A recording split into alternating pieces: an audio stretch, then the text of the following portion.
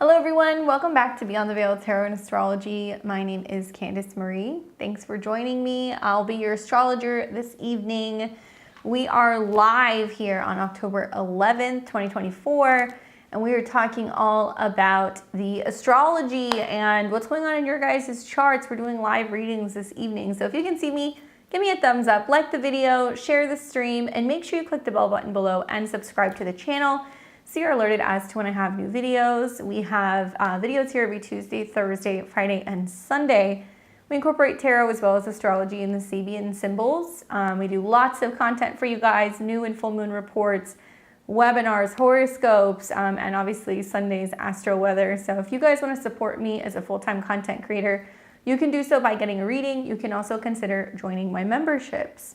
I have 3 different levels on YouTube, and each one has different perks, but if you sign up for level 3, you're gonna get a shout out from me, you support my work, and you get a reading once a month, and you get to skip the line, so you're not gonna have to wait. We take all the level 3 members first, and that's kind of a big deal these days because the full moon, new moon readings, the astrology readings in general have just been crazy. So how's everybody doing in the chat? It's nice to see you guys. Say hi to everybody that I can see. Looks like JS is here, Stephanie's here. What's up, Coco? Hey, Lisa, Victoria, CZ's here. Hey, Blue. Hey, Maybe. Dorothy's here, Rosary, David's in the chat. Holly, who else do we have? A lot of people. So happy Friday, everyone. How's your weekend going? How are you guys feeling? So obviously you guys who have been here before, you know how this works. If you want to get a reading, you can scan the QR code right here. It's going to take you to my PayPal. When you go to the PayPal, please, please, please make sure you put this information in the memo box because I need some info from you to be able to cast your chart. So I need to know your exact time, date, and location of birth. Please spell out your month, especially because we have people all over the world on YouTube. And input your one question. So you guys can ask me a question about timing, if you have a question about a natal aspect in your chart, if you have a question about love, money, relationships, work, you name it. We do it all here. And it's a donation of $55 US for a reading, or you guys can pay $70 if you have questions about Sinistry. That's me talking to you about your compatibility with another person. I'm a Western astrologer. I like to use Placidus housing charts, so it might look a little bit different than what you guys see on some of my live readings, because when I do my one-on-one sessions with clients, that's my preferred kind of housing system, so it's a little bit more specific to your chart. Obviously, we've got one hell of a full moon in Aries coming up on the 17th. So for those of you guys who specifically want a reading on that, I'm happy to do that. That's kind of generally the themes that we do for the astrology readings, but you can ask a different question if you would like. But that full moon is going to be a doozy. If you guys haven't already seen my full moon in Aries video, please check it out. This is a full moon that was actually seeded back in the spring of this year when we had a solar eclipse in Aries at 19 degrees. And that solar eclipse was like Mercury retrograde, conjunct Chiron. And so this full moon in Aries is not only going to be conjunct Chiron, so it's bringing up those personal healing themes, but it's going to be square Mars. And obviously it's coming into a square with Pluto. So over like the next 2 weeks, we're going to see the sun coming into square with Pluto, a full moon that's going to be square Pluto. The astrology for mid-October is like not for the weak. So those of you guys who have been watching my videos, you know, make sure you stay tuned and you keep an eye on what's going on with the astro weather. We go through this kind of week by week and we discuss that, as well as in the monthly horoscopes. I go through all the big transits for each of the 12 rising signs, and those are out for October. All right, so basically we're going to take the readings in the order that they were received. So we're going to take our level 3 people first, and then we're going to move on to the people that we have in the queue who have paid. I appreciate your guys' patience. These get crazy. We have a lot of readings. So every now and then I'll stop and I'll give you guys a heads up and kind of like a roll call for who I have. And I only do that every so often because I'm in the middle of doing readings. So if you have paid and you hear your name right now, that means I've got you, or you're a level 3 member and you're on my list. If there's any level 3 people who want to get in, please let me know so I can put you on the list, because we have a ton of people. So we're only going to keep the queue open for so long. So if you know that you want a reading, I highly, highly recommend signing up now because we've already got like 15 people. So if you get a reading now, you're not going to get a reading for probably about 2 hours. So get in while you still can. All right, so for the level 3 people that I have that have already requested getting a reading, I've got Coco, I've got Jessica, I've got Stephanie, Christine, Lisa, Victoria, Blue, Deanna, Dorothy, and Rosary. So those of you guys whose name have been called, you're level 3, we're gonna take you. Thanks, Edgar, I appreciate it. Let me know, I'll add you onto my list if you wanna send your info. And for everybody else, let me put him in here. I have a note here actually that I wrote down. I have got Madavi and I've got Robin. Both of you guys sent donations for a reading, but I have no information. So I don't know who you are. I don't know your name. I don't know your info. So Madavi and Robin, can you please send that information in the chat so I can make sure that I put you in? But I've got Maritza, Tamara, I've got Camille, Robin, and Edgar, who just joined through Super Chat. Thanks, Edgar. Appreciate it. It looks like we got your info here. Let's see.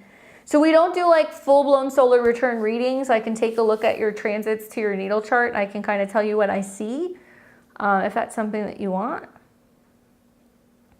Thanks, Sasha. I will update that.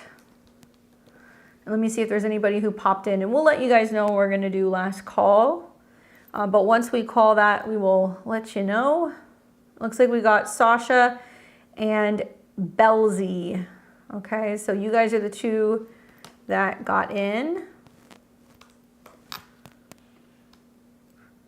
And once we get to Edgar, I'm gonna have to input some new charts, but you know, it'll be fine. We'll take a snack break and we'll kind of up our drinks. So I'm gonna start first with Coco, but JS and Stephanie, you guys are on standby. So just know that your guys' readings are going to be coming up next, okay? All right, so let's go ahead and get into it. Let's see what Coco has to say. I know that she's a level 3 person and she wanted to do a Sinistry. And Coco, I've got you here December 1st, 89. And it looks like we are looking at another individual who is June 29th, 89. And let's see what Coco has to say. Let's see, where is she? Here we go. All right, so she says, level 3 member, back after a long break, not doing so hot health-wise, both physically and mentally. I'm sorry to hear that. It's thrown my current partner for a loop. He's been heavily affected. Looking into our future with the full moon coming, will he come around to healing together? That's a good question. All right, so a couple things that I would just say off the bat before I even get into what you guys are both going through separately is kind of, you know, 2 things. One is, you know, you just had an eclipse on your ascendant. Do you know that? So it was right around, what was it, September 17th? So there was a 24, 25 degree eclipse that was in Pisces. So that was a full moon lunar eclipse on your ascendant.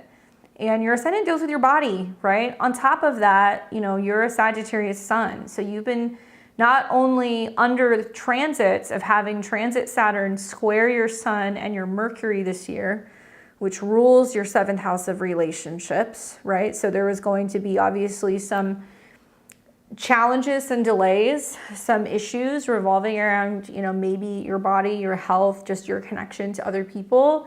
And I attribute a lot of it to the eclipse then really bringing that, you know, front and center. With transit Saturn and Neptune also technically in your 12th house, but conjunct your ascendant, it does make me feel like you can be feeling a little blue. Like there can be a sense of dealing with immune system issues, you know, sleep issues, there could be emotional issues, all of that stuff.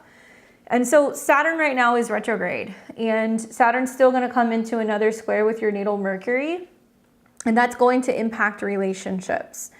And then for like the next 2 years, you're having South Node eclipses that will be taking place in your 7th house of relationships. So that's not like a guarantee that relationships are going to change. There can be healing with relationships there, but it's also going to square your natal Mercury. So like when the North and South Node, the first couple of months of 2025 square Mercury, it's going to be about whether or not like you guys are able to kind of communicate effectively, right?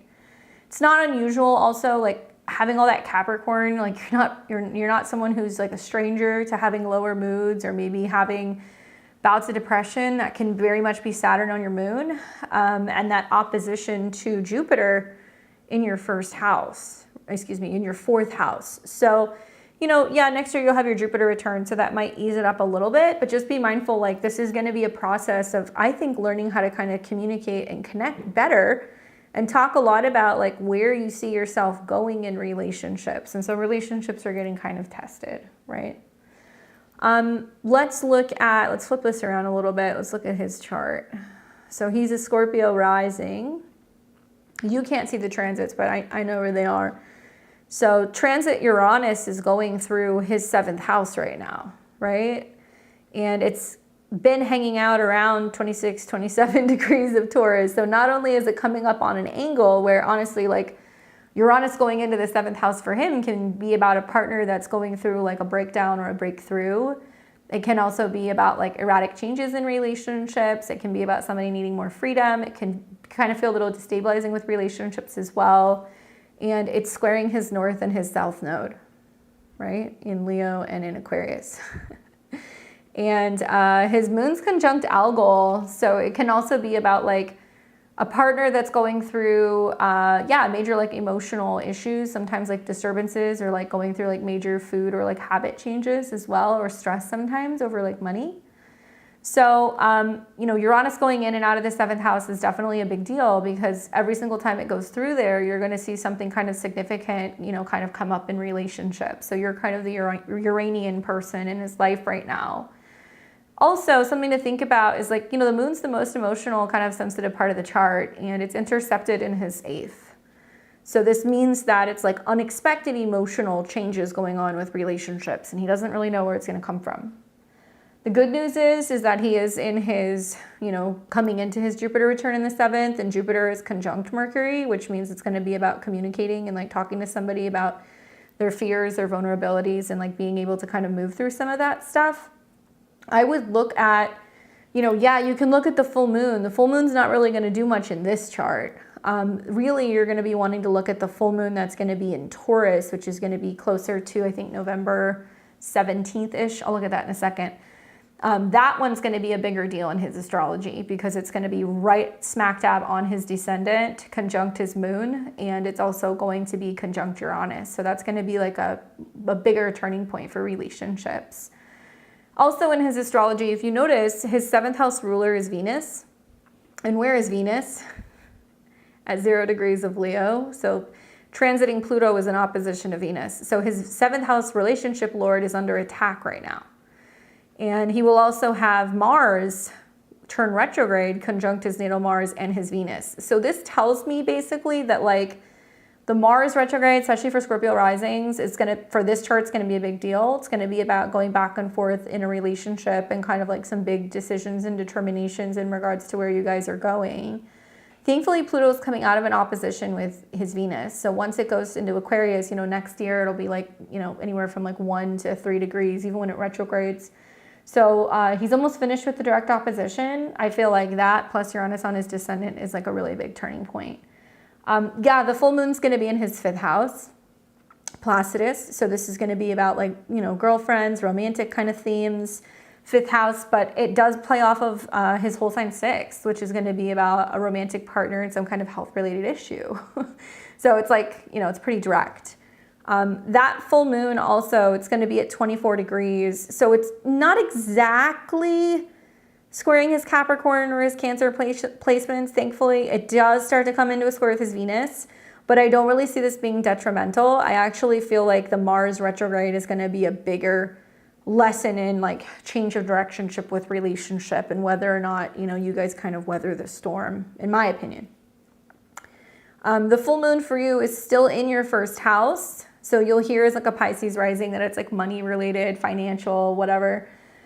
Maybe. I think it's more about like investing more energy or time in yourself. It can also be about kind of building yourself up, building up resources, eating differently, you know, building on like the self-esteem stuff. But essentially, both of you guys are still going to be going through either an opposition or a square involving your 7th house lord. You'll get through it as you're getting into the beginning of next year. Another turning point that kind of comes up for your chart as well is going to be like, I believe Mercury is going to turn retrograde around 21, 22 degrees of Sagittarius, and that's going to be right around Thanksgiving. So it's going to be, you know, right around the end of November. And when you have a Mercury retrograde on your midheaven, you know, there is some reevaluation, change in direction revolving around your status, maybe even your career, or a change in direction with like working or your working habits.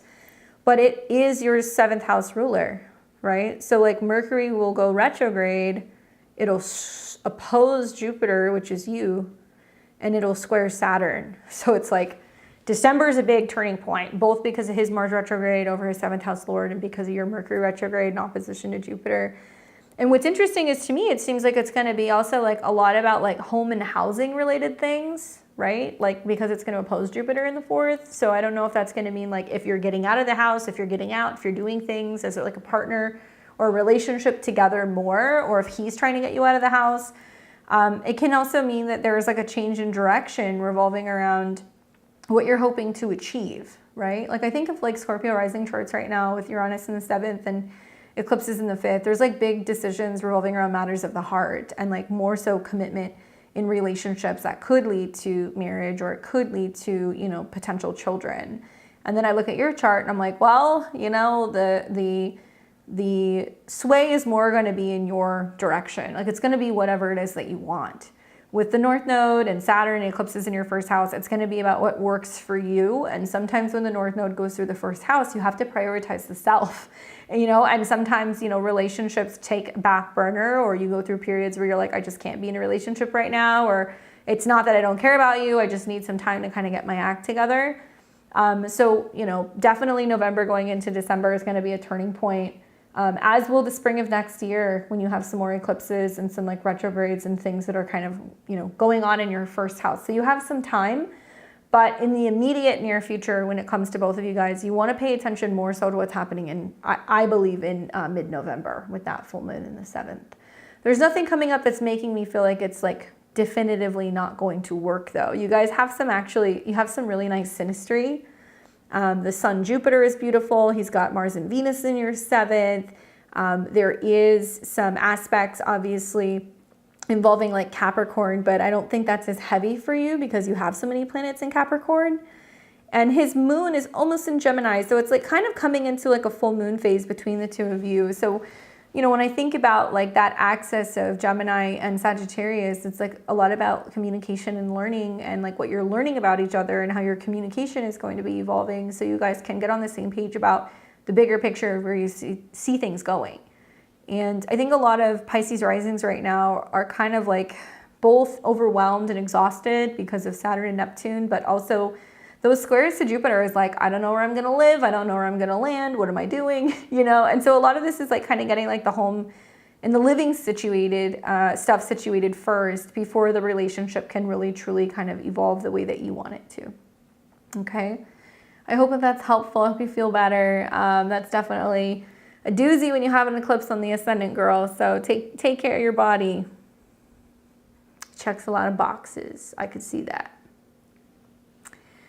All right, let's see, who do I have next? So I've got Jessica, Stephanie, and then Christine. Let's see. All right, Jessica. Let's see what her question was.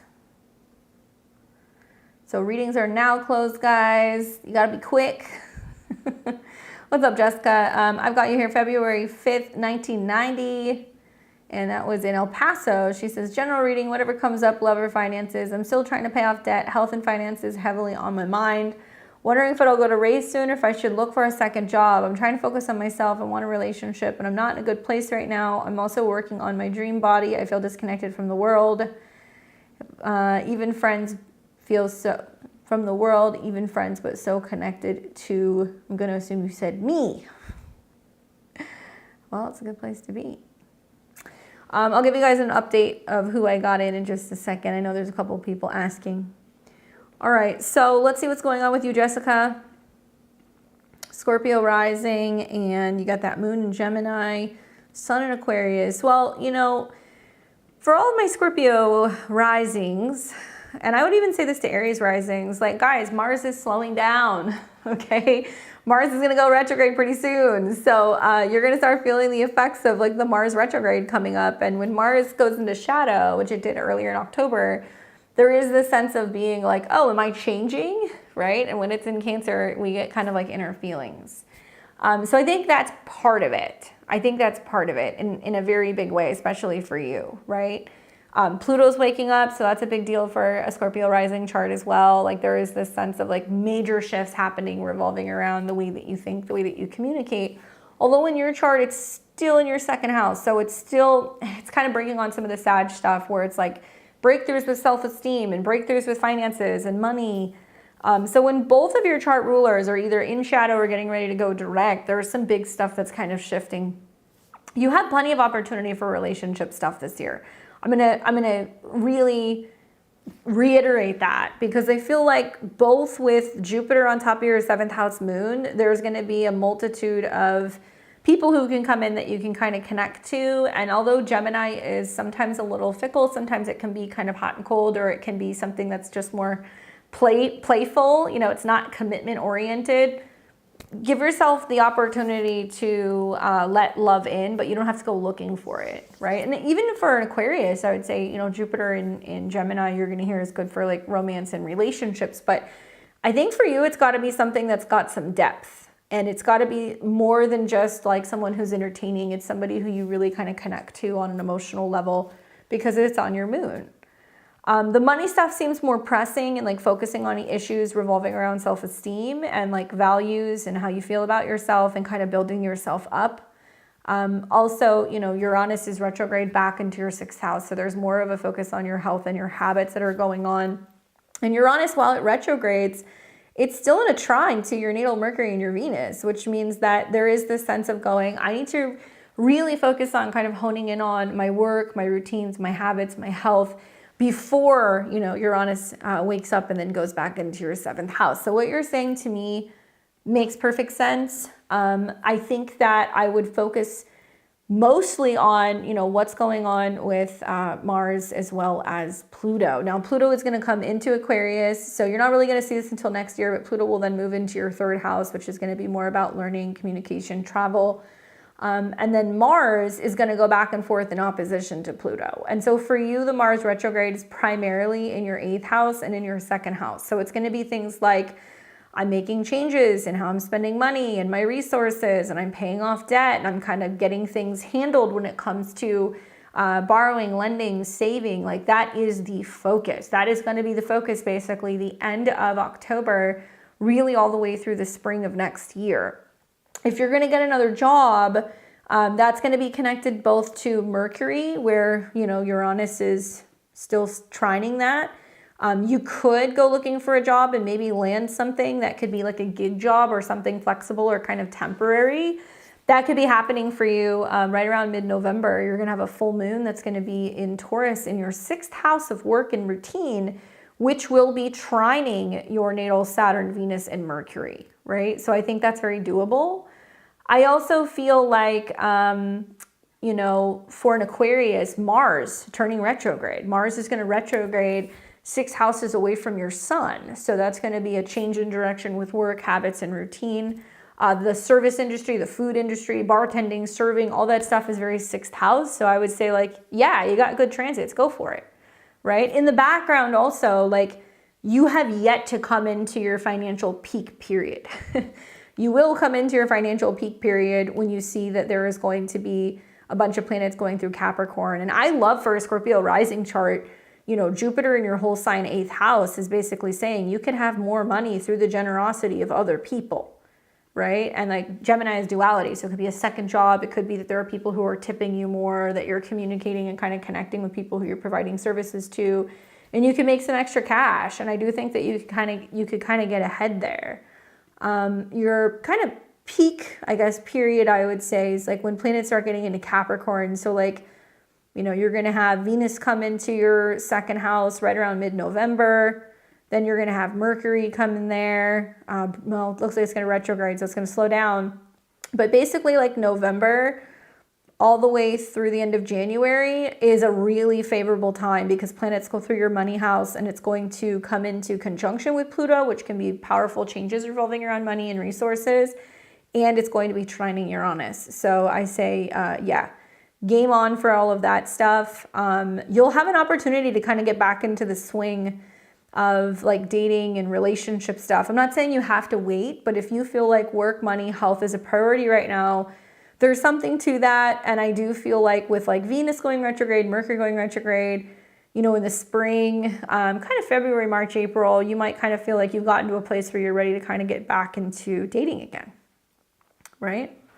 That Uranus transit on the descendant is nuts because you're like, I really want people. And then people show up and you're like, never mind, these are people are crazy. You know, it's like, ugh. There's going to be something there. And, you know, being a seventh house moon, you're not going to be short of having people that you can partner with. And Jupiter is just going to be showing you that you're going to want people that are going to be investing in you, right? Anyway, I hope that that's helpful for you. We've got Steph, and then we've got Christine and Lisa. Let's see what's going on with Stephanie. Did I put you in here? I know I've got you here. Let me find you.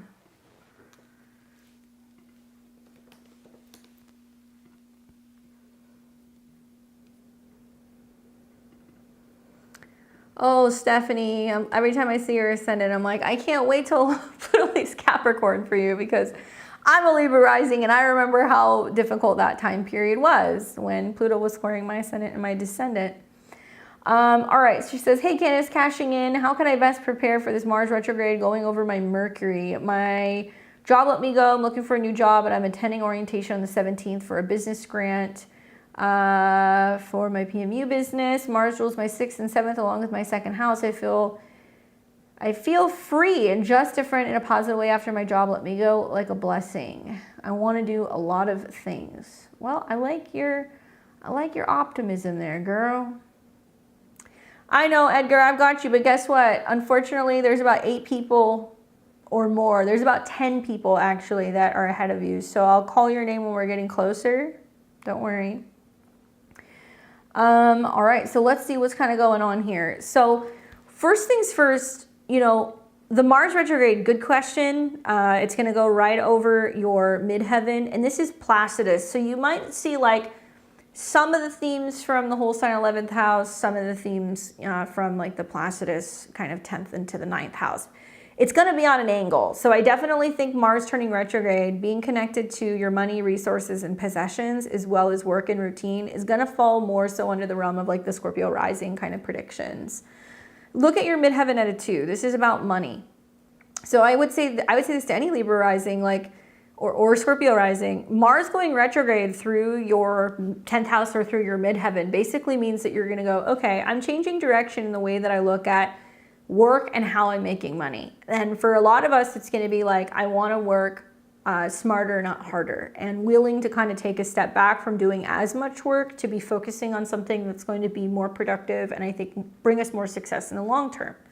So you might actually channel that through being like, okay, you know, I'm not working right now, but I'm going to go and rework and go in a different direction. And the Mars retrograde in the 9th might mean that you're getting some kind of support, or you're getting a grant, or maybe it means that you decide that, you know, you want to go and do some training or a certification or back to school, something like that. Cancer is intercepted in your 9th house. So there's like something here that makes me feel like it's going to be an opportunity that you do not see coming, right? And if we think about Cancer, it's connected to the moon. Well, the moon is going to be in your 3rd natally. So it might mean like there's a document, there's something you sign, somebody gives you a grant, maybe you end up kind of, like I said, going back to school, doing some training. Something like that can kind of happen there. And at least, even though a Mars retrograde is not fun because things slow down, especially, you know, if it's gonna impact everybody. Everything's gonna slow down. For Libra risings, it could be money-wise. Be optimistic and, you know, kind of see this as a time where if you really shift something revolving around your beliefs, right, 9th house, especially when it comes to money, new doors will open and it will present you with the opportunity to do something bigger and better, right? It will not retrograde over your sun. It's gonna start just short of your sun.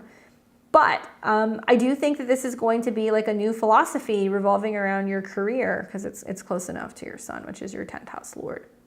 In the background, also think about the fact that Pluto then goes into Aquarius. So Mars will oppose, Pluto several times. The first time is going to be in Capricorn and Cancer.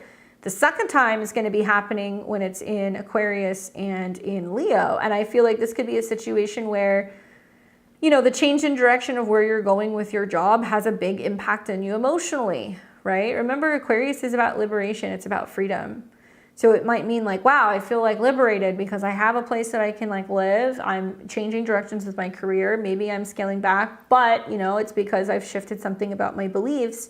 And Mars will trine, right? The North Node. So it's actually boding very well for your own business, your own creative projects. It'll also trine Neptune, great for creative work. It will also trine Saturn, which is also going to be really good for, creating some kind of foundation and something consistent for you. Libra risings, it's going to be more about like shifting directions with work and creating a new schedule. So you might see a little bit of both. But I would just say, yeah, if Mars rules your second house, like money can slow down, right? Like there can be something where the way that you're making money or how you're making money, like, or you're being more conservative with money. That could be another way of looking at it.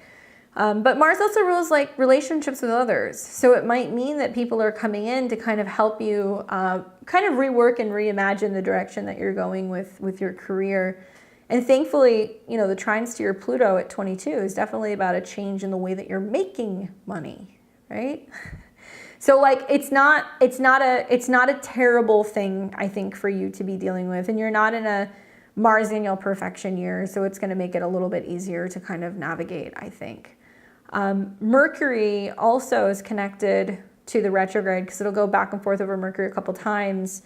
And for you, obviously, 9th house whole sign, right? It's going to be 12th house whole sign. Some of this talks really a lot about, like, once again, your belief system, how you're thinking about what your job is, what your purpose is. Like, the 9th house is considered a very lucky house. So to have planets retrograding back into it, it means there's a situation that's coming in that's really, if you've been praying for something, if you've been believing in something, if you've been shifting something around your philosophies, if you've been reimagining or kind of opening your mind to what is possible, good things generally come from that. But yeah, I think you're probably gonna change the way that you look at money, and maybe even there may be a change in direction in the types of people you work with or the groups of people that you work with, because it's obviously retrograde through your whole sign 11th house, which could be like another company. So you might go and do something for a period of time, or maybe you're taking your time to build a company, right? You're trying to go and build something out. It could be that the Mars retrograde is taking you a little bit longer, but if you stay the course, you could see some really fruitful things kind of turn up for you in the spring, right? You're almost done. You're almost done. You can do it. You can do it. Thankfully, Saturn's trining your Pluto, so like very like resilient, I got a phone interview with a beauty school.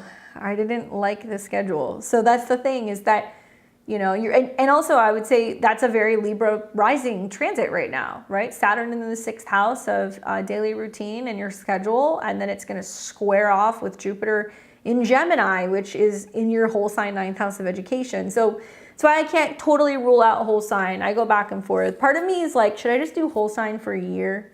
Just 1 year of doing whole sign and then use that as like my test to see if I can really make that switch. I don't think so. I don't think I can do it. I don't know. Thankfully, Jupiter's on your south node. All right. So like Jupiter retrograde over your south node will continue to bring you grants and opportunities and resources and people who will help you pay for stuff, especially school or anything revolving around like education, They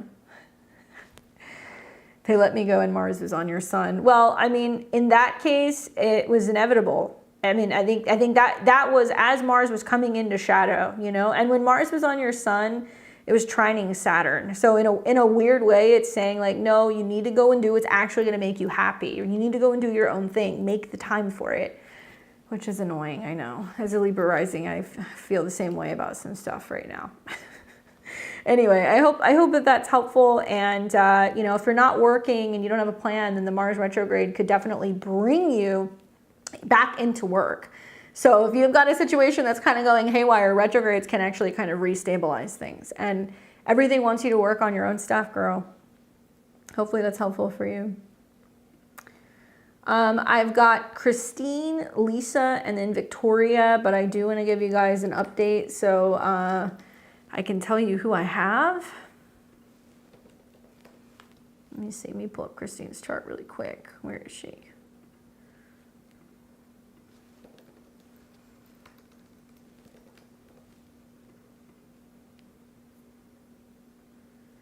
Christine, there, nope, wrong Christine. Where is she?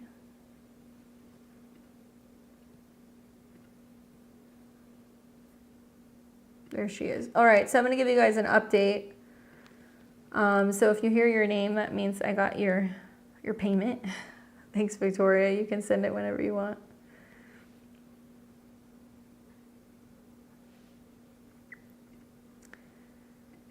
All right, so outside of Christine, Lisa, Victoria, Blue, Deanna, Dorothy, and Rosary, these are all my level 3 people, so they're gonna be kind of next in line. Who else do I have?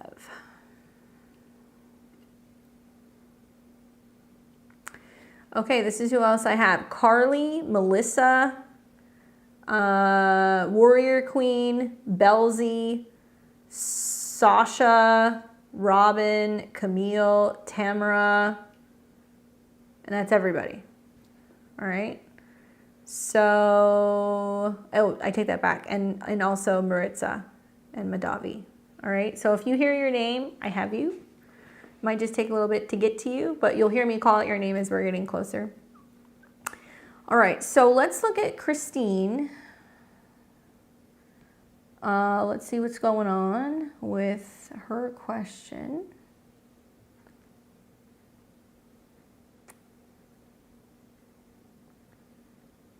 There she is. Hey Candace, I'm cashing in. I'd like to know about the solar return in Libra on my chart ruler. What do you see for me with this eclipse? Where did you have your birthday? Solar return in Libra on my chart ruler. Okay, so Mars. Oh, so you're talking about the solar eclipse that you had at conjunct Mars, basically. Kind of a big deal. So a couple things come to mind here. All right, I'm going to give you a lot of information about this because this is an eclipse that's going to play out over time. So we're going to see in the spring of 2025, this eclipse gets lit up like a freaking Christmas tree. Both of the eclipses, the lunar eclipse in Pisces, the solar eclipse in Libra.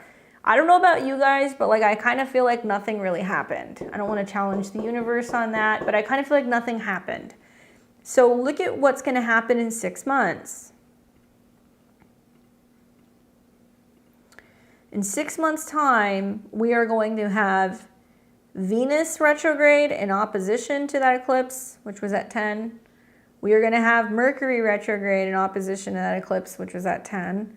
And both Mercury and Venus are going to retrograde to around 23, 24, 25 of Pisces, which is going to be the same degree as the lunar eclipse. And the North Node and Saturn will be, conjunct in Pisces.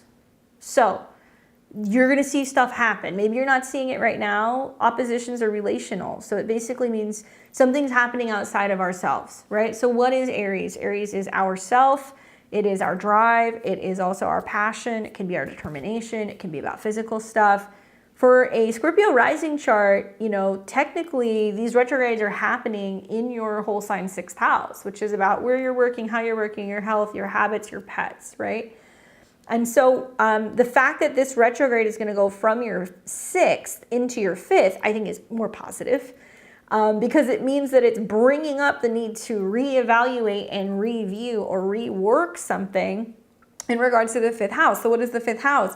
Dating, love affairs, children, creativity, happiness, hobbies, right? So if you have to have a retrograde, this is a good place to have it because it's bringing all of these things up for a reevaluation.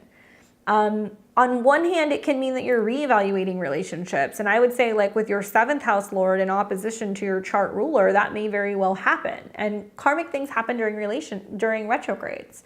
So you might reconnect with a long lost love. You might meet a soulmate. You might walk into a bar and meet somebody and it's like love at first sight, you know, or you're reevaluating a current romantic relationship if you're in one. But that seems really significant for me. The fact that you had the eclipse with the South Node, right, which is your first house ruler, tells me that there's probably been this feeling of like outgrowing old patterns and habits, right? Mars. It can, you know, be connected to the whole sign 12th house is like, you know, karmic clearing with relationships, kind of healing issues from the past. It could mean that there's changes going on subconsciously or for you spiritually. It could mean that there's been maybe a stronger intuition.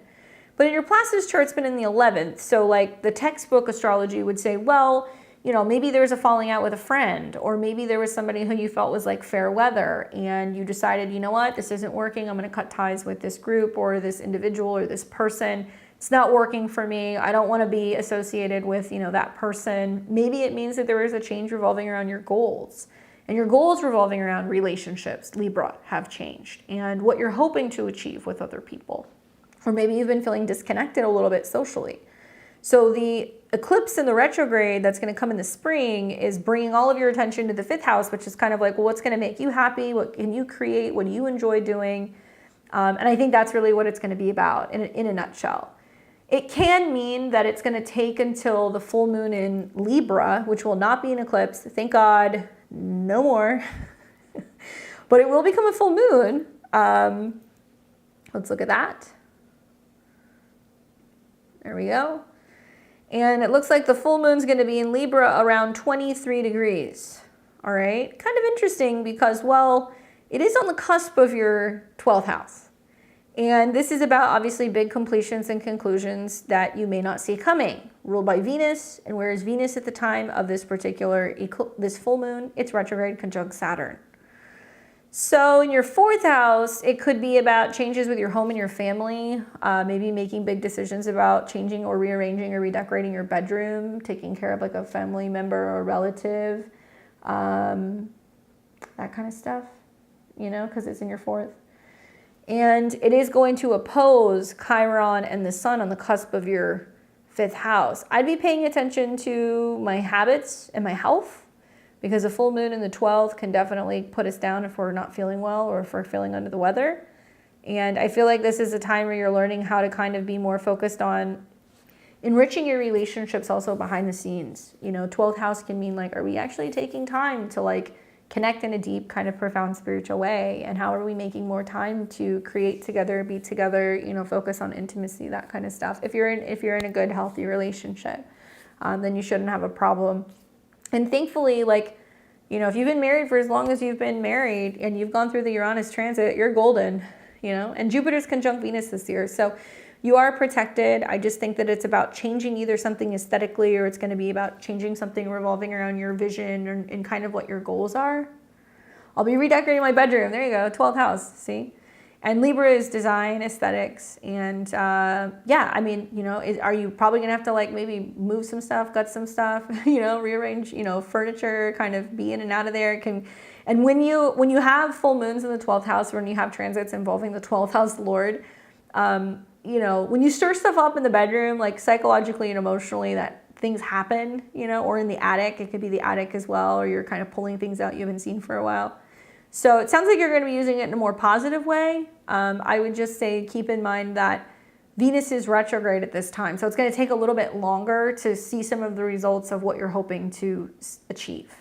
But nothing necessarily bad. And I think a lot of this is like this clearing out that you're going to be doing pretty much all year long, and kind of tinkering with and changing things. And I think with the North Node in Aries, that was in opposition to that. There's been this emphasis in like cleaning, organization, you know, getting things kind of handled and kind of under control, staying on task, staying on schedule. And so maybe there's like a sense of trying to integrate more of that into your process, right? Anyway, I hope that's helpful for you, Christine. We've got Lisa and then Victoria and then Blue. Let's pull up Lisa's chart.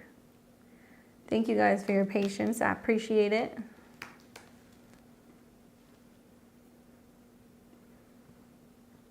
Let's see. And I have to remember which which Lisa it was. I've got a few of them. Let's see.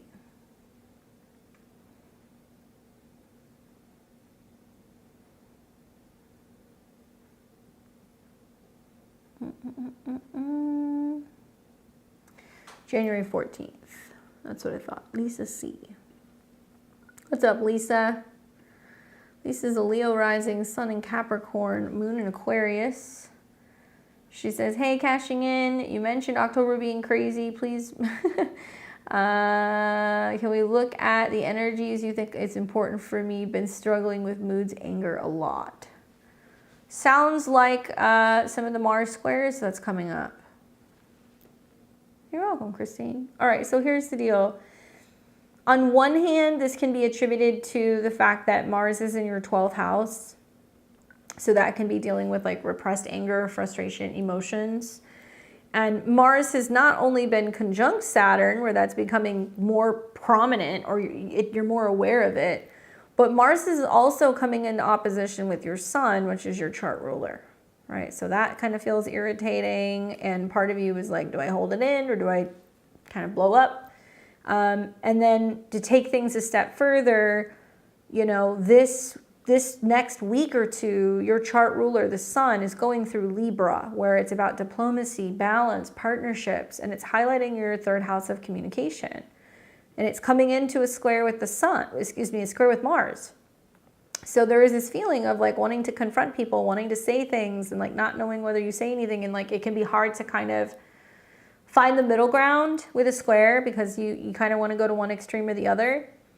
And then we also have, like I said, Mars opposing your Sun. So look at this. You're in your Chiron return too. So actually 20, 20, 24, 20, you're experiencing a grand cardinal cross, right?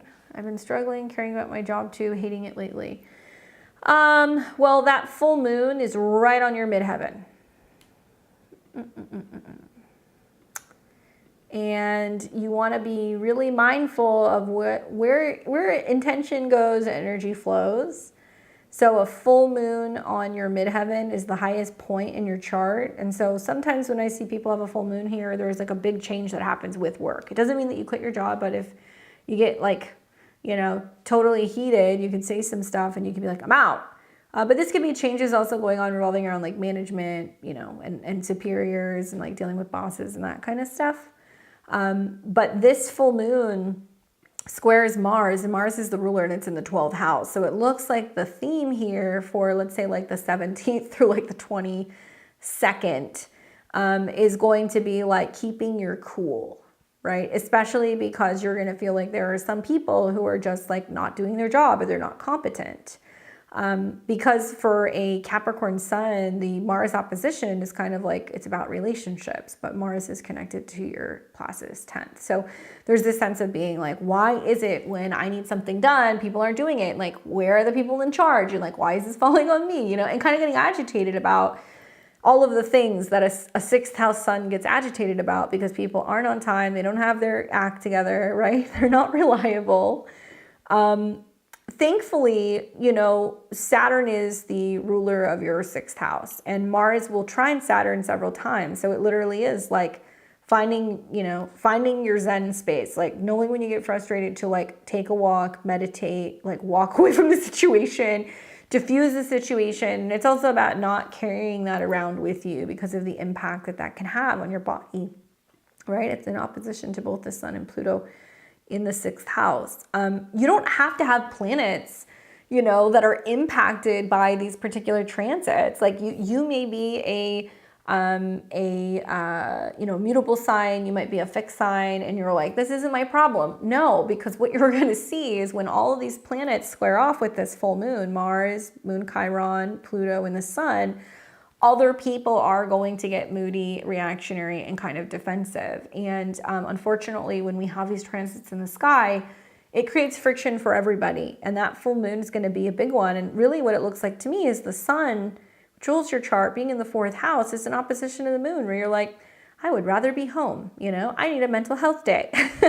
This is too much for me. I'm feeling exhausted and wiped, you know, and maybe Mars in the 12th house is like, being in nature, going to a med spa or a day spa, you know, going swimming, like being by water. Like there's something here that's really reminding you that even though the full moon's in the 10th house and you're kind of feeling like you're working your butt off, you still need to rest, retreat, recuperate, and like find ways to kind of diffuse. Like the 12th house is spas and resting and retreating, and Cancer is water and Mars is heat. Like I think like a sauna would be good, even an infrared sauna, making more of a conscious effort to focus on meditation, which I would say anyway, with Mars retrograding over Saturn, like this would be a good time to like actually sign up for a meditation course. This would be a good time to go on a retreat. This would be a good time to maybe see a hypnotherapist, do a past life regression, right? Do some energy healing or, you know, anything like that.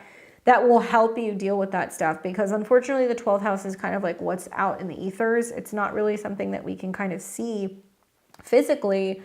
And sometimes when I see Mars retrograde there, like things that people have been mad about for a really long time, like finally come up to the surface.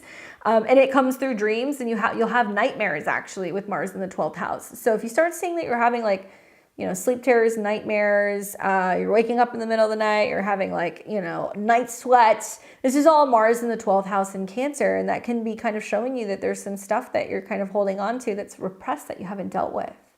So you're going to want to work on that emotionally. You kind of have to kind of massage it out of the body, you know, in a very gentle way. And you can definitely do that, but it's going to require you to take a little bit more time, and the retrograde is going to be kind of drawing it out. So like I've had a Mars retrograde here. For me, it was like creating a new like night routine, you know, being like, okay, I have a wind down routine where it's like, I'm not on my phone or on my computer or any screens for like an hour before bed, you know, and I have candles or incense, or I take a shower or like something before I go to sleep. That would kind of help me calm down a little bit. So, yeah, that's something that I would kind of consider doing, and know that when you get to like the end of October, beginning of November, things will ease up a little bit because you won't have some of the squares coming in, obviously, from the sun in Libra or this full moon. But you'll still have an extended period of Mars in opposition to the sun. And Mars is going to be issues with superiors and feeling challenged and being like, I'm exhausted, I'm sick of kind of cleaning up people's like mess, you know? And this is where it shows you that if you don't have like the emotional body handled, it has an impact on the physical body. Right? And like your health and your habits and your routine. And Pluto being there can be saying like, are you working too much? Are you doing too much? You know, are you dealing with like some coworkers that are kind of sabotaging? Pluto in the 6th, that kind of stuff. Anyway, I hope that's helpful for you, Lisa. Just some food for thought, but sounds like you kind of have an idea of where it may potentially be going, you know? All right, so we have Victoria Blue and then Deanna, and it looked like Victoria has her question. Let's see, I pull this up here. I look forward to chatting with you too.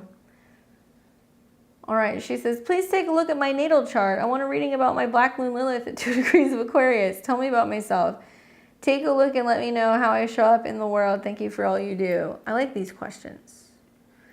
Well, I would imagine that's becoming more of an interest for you now that Pluto is showing up, but I'm going to assume that you know that, right? So I'm going to be like literal because we're almost splitting hairs here because it technically is in your 5th house. It's not in your 6th. All right. So whatever you've heard about it being in your 6th house may not resonate. Although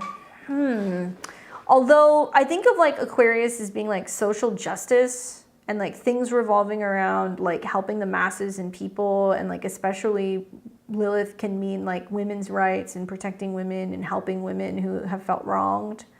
But it's in your 5th, so let me just stay with that. Black Moon Lilith, in a sense, does talk about like that shadow side of your personality that you deal with that is raw. It is like in your face, direct. It deals with things revolving around femininity, sexuality, independence. And obviously the aspects that it makes in your chart are going to talk a little bit about how that's going to play out. So if we look at Pluto in Aquarius, Pluto's transiting it, but if we look at Lilith in Aquarius at a 2, It's a combination of the 5th house, you know, obviously Aquarius, as well as 2 degrees. So I see this as somebody who's like a, like you don't want to conform when it comes to dating, right? Like you don't want to do that. Like you seek pleasure. There might be a sense of wanting, you know, playmates, wanting to be able to have love affairs, but there's also this side of you that's just like, you know, don't get too close. Like the Lilith in Aquarius can definitely be afraid of losing her freedom, especially when it comes to like love affairs. Now there can be a sense of wanting to like support and help younger people. This can also be really kind of tied to Uranian themes. So if we look at your natal Uranus, it's Jupiter conjunct Uranus. So this can mean that you're wanting to help families, you're wanting to help women, you're wanting to help people who have been displaced. There is also a sense of wanting to support other people who feel like they have come from challenging backgrounds or challenging home situations. And like, yeah, you know, over the next, you know, 2 years, Pluto will be conjunct Lilith, which I think in the 5th house is not necessarily a bad thing. I think that that's going to be probably more about having more passion rather than lust in relationships. If that's what you've experienced, it may mean that you're toying with the idea of potentially changing some big things in your home life, you know, for or involving a romantic partner, the 5th house. Your Lilith also is in a hard square with Saturn and Mars. So like, you know, one thing you don't like, obviously, is being told what to do. You know, Saturn in the 3rd house square Lilith is like, don't tell me what to do, or don't tell me that I can't do something. Don't tell me that I'm not capable, because it's cusping on the 6th. And then Lilith also comes into a square with Mars, which is the 9th house, which deals with law, legality, and your beliefs. So if we just look at, you know, that Mars in opposition to Saturn and Pluto coming into the square, I think a lot of this is going to be about kind of owning the fact that like the way that you express yourself is different, the way that you date is different, the way that you go about your health, your habits, and your daily routines. And I think this is about the work that you're doing for the collective, and you're challenging the status quo, Saturn, revolving around how people perceive what it means to be successful or what it means to be productive, especially revolving around education. Like to me, you're somebody who has not followed the traditional path with education. And I say that because you've got your 9th house lord in opposition to Saturn. So that tells me you either took a different path, or maybe, you know, you took breaks and patterns in regards to education, or maybe you figured out what you wanted to do at a later period. Maybe you didn't finish your degree. Something happened there with Mars in opposition to Saturn where you were feeling like some of those opportunities either took longer to complete or they were out of reach. And so that square to Lilith is like, well, I found other ways to be successful, right? I found other ways to help people. I found other ways to offer my services. So there's some kind of connection there. And being that it's at a 2 degree, it also is about pleasure, right? It's about pleasure, money, resources, like stability. So it also tells me that there is a sense of maybe being turned on more by intelligence and more by people who are a little bit different or unusual, or also kind of break out of like society's norms when it comes to dating, you know, relationships, marriage, and children. Like remember, Lilith was Adam's first wife. She was erased from the Bible. Like everybody just knows Lilith as, oh, she's just a demon that steals babies and seduces husbands, right? No. She was kind of like seen as that way, or she was represented that way falsely because they didn't want women, you know, being anything other than submissive. So when you look at Lilith, she represents that side of femininity that is considered equal to the masculine, right? And so with Lilith square Saturn, it means that you're like, no, I'm not going to be told what to do, especially by men, or especially when it comes to, you know, Scorpio things, sexuality, what I think, what I should say. And when it comes into a square with Mars, which is also going to be about like, you know, your beliefs. And in the 5th house, it's like about children. Like you've got the chart of somebody who's like, you know, you're not going to want to be told that you should just get married and have kids. You're going to have opinions about that. Whether or not you do that or not, you know, that's on you. But that's part of it with Lilith in the 5th house and the moon, that you are challenging the status quo, revolving around what it means to be maternal or what it means to be feminine. and that you can still be motherly and you can do it to other people, but it doesn't necessarily like have to be your, you know, your children. She says, there's this one guy that can't get enough of me. His name is Hunter, and his sun is 2 degrees of Aquarius. And then on the pattern app, it says that we're soulmates. You must have other aspects going on. You know, like there's got to be other things going on. I will just tell you, if you have somebody whose sun is at 2 degrees of Aquarius or around there, that means his sun squares your Saturn, so you check him. And that means that your Mars squares his sun. So there can definitely be some challenges in the relationship. It doesn't mean it can't work. Squares can be good, but when you have squares involving like some of the heavy hitters like Mars and Saturn, you know, it can be more challenging in terms of like ego dynamics. And when you have like Lilith conjunct a sun or Lilith conjunct an angle, it can also be somebody who's just like obsessed with you. Like they will not leave you alone. Some Lilith aspects can be nice, but be mindful that those can be people who can become very obsessed with the idea of you, or it can be like very, very, very physical or very sexual. And I think with your Saturn and your Mars, there's going to be a sense of being like, no, there's got to be more, you know, because your Saturn is 10 signs to his sun. So you guys have to have other aspects going on there. And I don't think Lilith aspects are necessarily bad, by the way. You can have squares and stuff with Lilith, but there is going to be this sense of you not necessarily wanting to submit to him, basically, with that particular aspect. So hopefully that's helpful in giving you some insight. And like, it's so cool. I've seen so many people who have like late degree Capricorn Lilith and early degree Aquarius Lilith. And I've had a lot of people like suddenly becoming really interested about Lilith, and they've been wanting to learn more about her. I can't think of the guy's name, but there's an astrologer on YouTube. He's been around for a really long time, and he always wears like this headset. I can't remember his name, but he specializes specifically in like Lilith. And he does like Lilith through all the signs and the houses and stuff. And he talks about how Lilith and Aquarius is extremely unconventional, and that they're very different, and that they're also like more so open-minded sexually, and there's like a lot more focus on like humanitarianism and like feminism and like sexual rights and like that kind of stuff. But I'll see if I can find it, and I'll pin it to this video later so you can kind of see what I'm talking about. But his channel is really interesting. Anyway, hope that's helpful. Keep me updated on your Lilith stuff. I wonder if you're gonna like start wearing all of your dark Lilith kind of gear next year when you go through Pluto Lilith.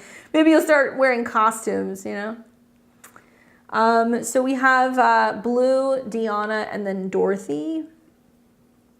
I say costumes because it's the 5th house. Dressing up and playing a character, you know? Let's see. So Blue...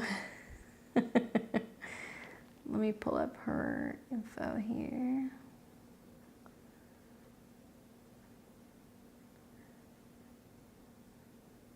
Hey Blue, can you remind me your birthday? Or if I put you under another name?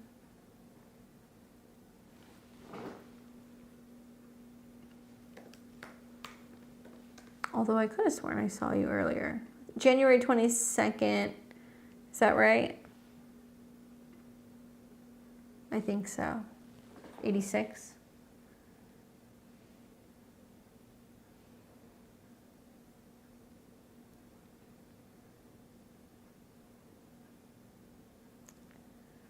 Let's take a look. Let's see. There we go. Hey there, cashing in. I'm hosting a cacao ceremony on the 25th in Mexico. Can you tell me the energies of that day and a couple other good days in November to host more? I can always change the date if it looks terrible. So let's see, the 22nd. Was that it? Now I'm second guessing myself. I gotta go back and look at this. Sorry. On the 25th. Okay.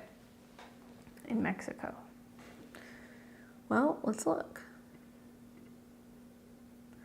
All right, so on the 25th, you're going to have the moon in Leo, the sun's in Scorpio, and Mars is starting to come into an opposition with Pluto. Well, it's not necessarily a bad day. You know, the moon is going to be coming into a trine with Chiron, which can be good for like personal healing. And like Leo is the heart, right? So like kind of opening up the heart space and healing. And that's very much kind of like what Cacao does. And there's also a sextile to Jupiter, which can be really good for like connecting with groups of people and kind of coming together. And Moon in opposition to your natal Jupiter. So I don't think these transits are bad per se. I do think that something to consider is that at some point on the 25th, but it will be much later in the day, you'll see the moon coming into a square with Uranus, but that's going to be like going into the late evening. So I don't know when you're doing it, but that's really the only kind of like questionable, challenging aspect. Mars is also starting to try Neptune. So that can be about working in like mystical, magical, you know, foreign places, near water, drinking things, you know, things like that. And the sun this day is in Scorpio. And so with the Mars trine Neptune, that's good for that type of work, especially if you're incorporating like breath work and breathing and, you know, kind of like Mars and Cancer things, feeling into emotions and using music also for helping that whole process. And this is coming into what will be a dark moon. So this is the last quarter square basically. So this is about clearing things out. And then Venus is coming into it's not quite a square with Saturn, so you're good there. Venus is conjunct your Saturn, so that's going to be about working with other people and doing group work. I mean, I'm fine with this. I think it's okay.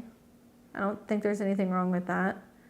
I do think that looking at Venus, because that's going to be about your groups, you do want to avoid when Venus is square Saturn. So that's going to be like the 27th, the 28th. Another time that can be really potent for doing healing work can be this new moon in Scorpio, because it's going to trine Saturn, which is still liquids, emotion, healing, spiritual related things. Keep in mind that Mars is starting to oppose Pluto. So you're going to see lots of people who are going to be like, I hate my mom. I want to quit my job. Literally, Mars opposed Pluto in Cancer and Capricorn. But on this day, Mercury is trining Mars. So it's about, you know, getting clear with communication of what's toxic, what we need to cut. And Mercury is also trine Neptune. So the new moon in Scorpio is nice. And you're going to kind of have that energy actually into the second with the moon trine Mars and Neptune. And Mars in opposition to Pluto is purging, okay? It's purging stuff. And like some stuff can come up that's not so pleasant, but the Scorpio moon can handle it, I think, with the trine. And then another option is going to be when the moon starts coming into conjunction with Saturn. And it's trining the sun. So you could also do something like around like the 10th or the 11th. Although Mercury is going to square Saturn. So it's not really affecting you because Venus is fine. It's in Capricorn. But you may opt for the 11th over the 10th, right? And full moon conjunct Uranus in Taurus on the 15th. Trine Pluto, ruled by Venus. And Venus is square the nodes. That's another decent day. So you could do something around the full moon. So those are just a couple ideas. But you always want to watch Venus. Whatever is going on with where Venus is, right? Venus conjunct Neptune is some kind of sacrifice or, you know, helping people, giving some kind of service. But you always want to know where is Venus when you're doing some of this work. And really you're kind of in the clear. Maybe like in the new year, or closer to the new year as Pluto's coming into conjunction with Venus. That might be a little tricky. The Venus retrograde next spring might be a little tricky. But you got a couple windows here if you want to do something like the next new and full moon. I would try those and see how those work for you. Hopefully that's helpful for you, Blue. I've got Deanna, Dorothy, and then Rosemary. What's up, Deanna? Tell me about your travels. Where have you been? Are you back? I mean, I think the last time I spoke to you, you were like getting ready to see your dude. You're welcome, Blue. Well, we've got full moon. That's going to be in Aries in your 9th. That is going to kind of oppose your natal moon. Oh, the Irishman is here. You're home. Okay. I love that, like, he's with you and you're having the transit sun conjunct the moon. That's cute. It's like togetherness. I would say probably, I mean, you know, obviously transits on your sun are going to impact you the most or involving the sun. So if we look at what's going to be happening over the next, let's say like week or two, the sun's coming into a square with Pluto. So there is like this sense of being like, okay, when it comes to communication and making plans or focusing on writing or media or, you know, negotiations with other people, there is some pressure to be like, you know, how does this fit into my schedule? There's a lot of talking to somebody or, you know, whether it's work related or your partner, but being like, here's the plan, here's my schedule, right? And trying to find ways to be able to kind of make some of these decisions about where you're going, when you're going, what you're doing, and trying to figure out how that's going to be impacting your work or how changes with work or your career is going to be impacting your travel plans. The sun won't come into a square with Pluto until down the road, but as it is like the next day or two, the sun is starting to come into a square with Mars. See, look, 20 degrees.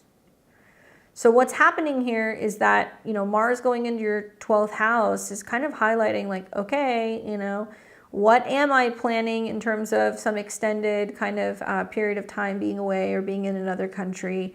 Am I, you know, working on trying to print or publish or write something? Am I doing some kind of training or teaching in a very, you know, private sense?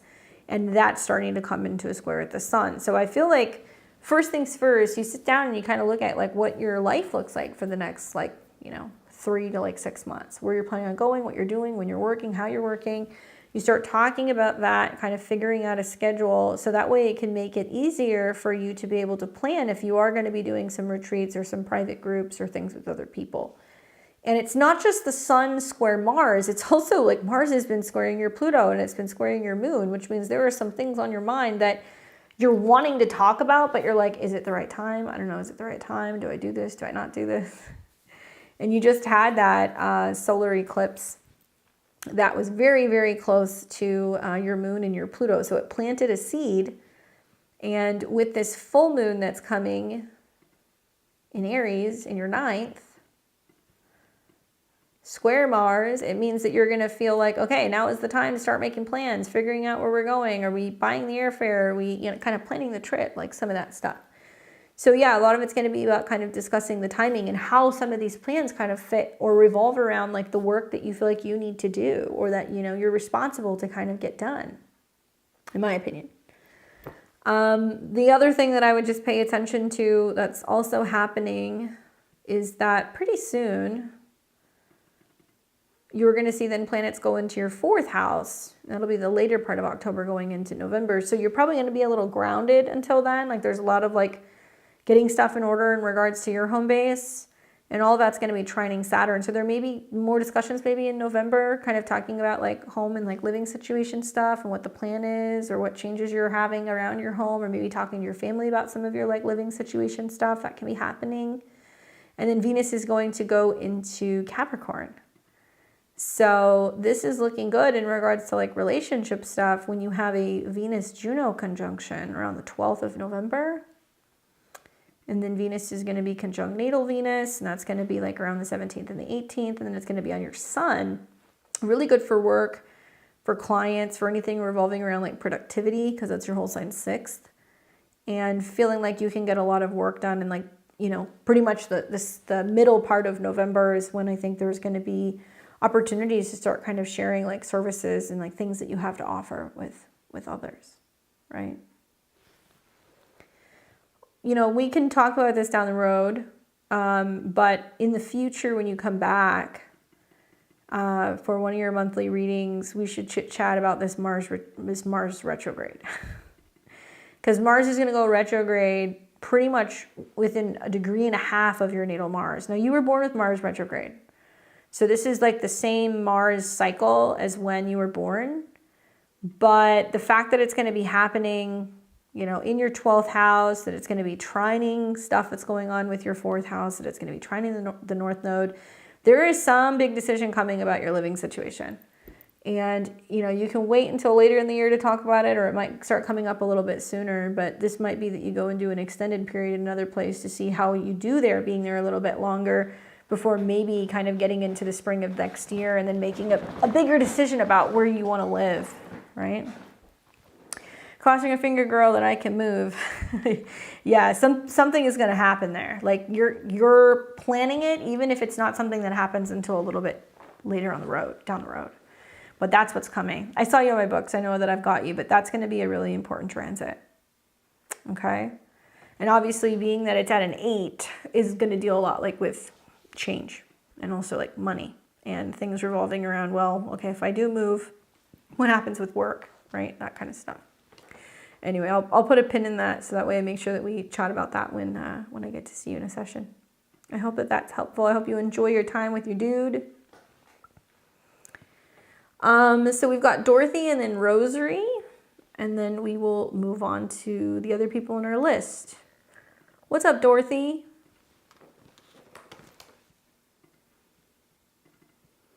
Let's pull up your chart here. Let's see what you got going on. How's it going?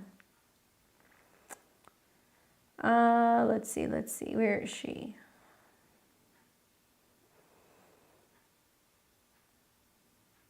I just saw getting yourself some EGs. I'm jealous. All right. Dorothy says, hey, Candace, excited for the reading. I like to cash in. I'm looking for a general intuitive reading. You got it. Happy for the Saturn retrograde. I mean, at least it's getting ready to finish up its tour on your moon, right? So that's got to be good. So for me, something that just kind of comes to mind, like looking at some of your transits, is a couple things. One is probably Jupiter retrograde in your first, right? So that may not seem like a really significant transit, but it's squaring all your stuff. So I think it is.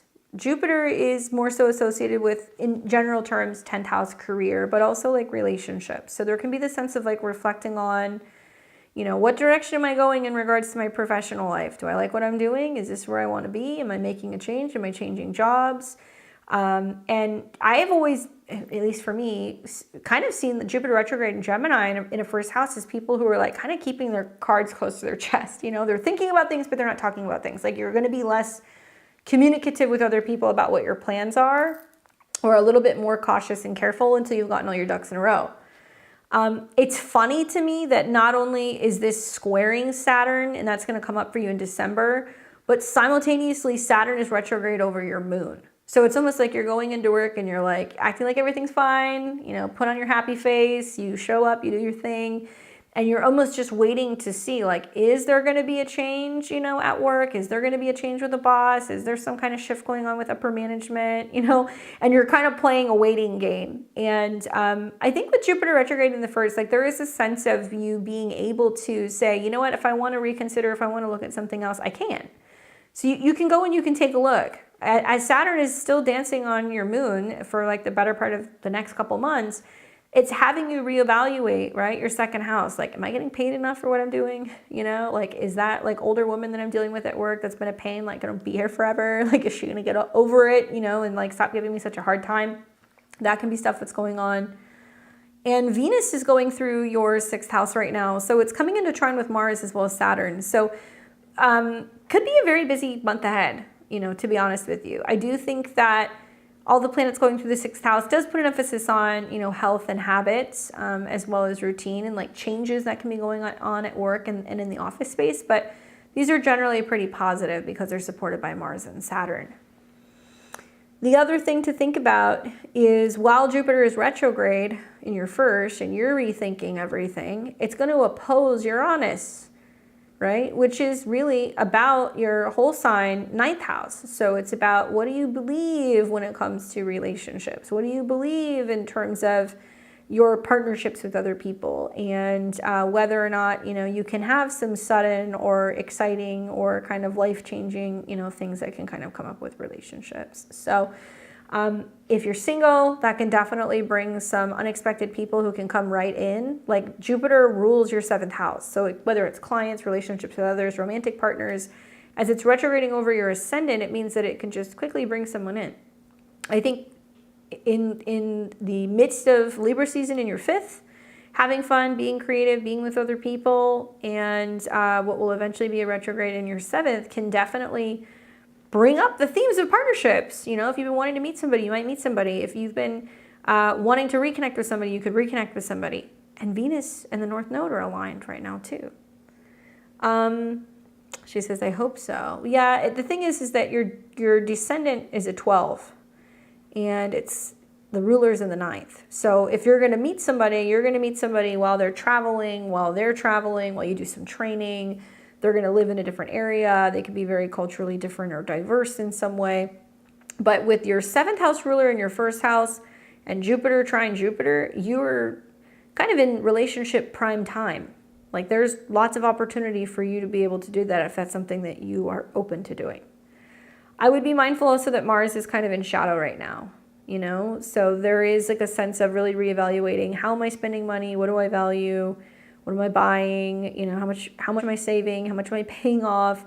And Mars will turn retrograde in this house. So you want to be mindful of like finances, especially when it comes into a square with your sun. So it does look like more like cost of living stuff, home, food, you know, utilities, appliances, like things revolving around how you're spending money at home or like what you're eating.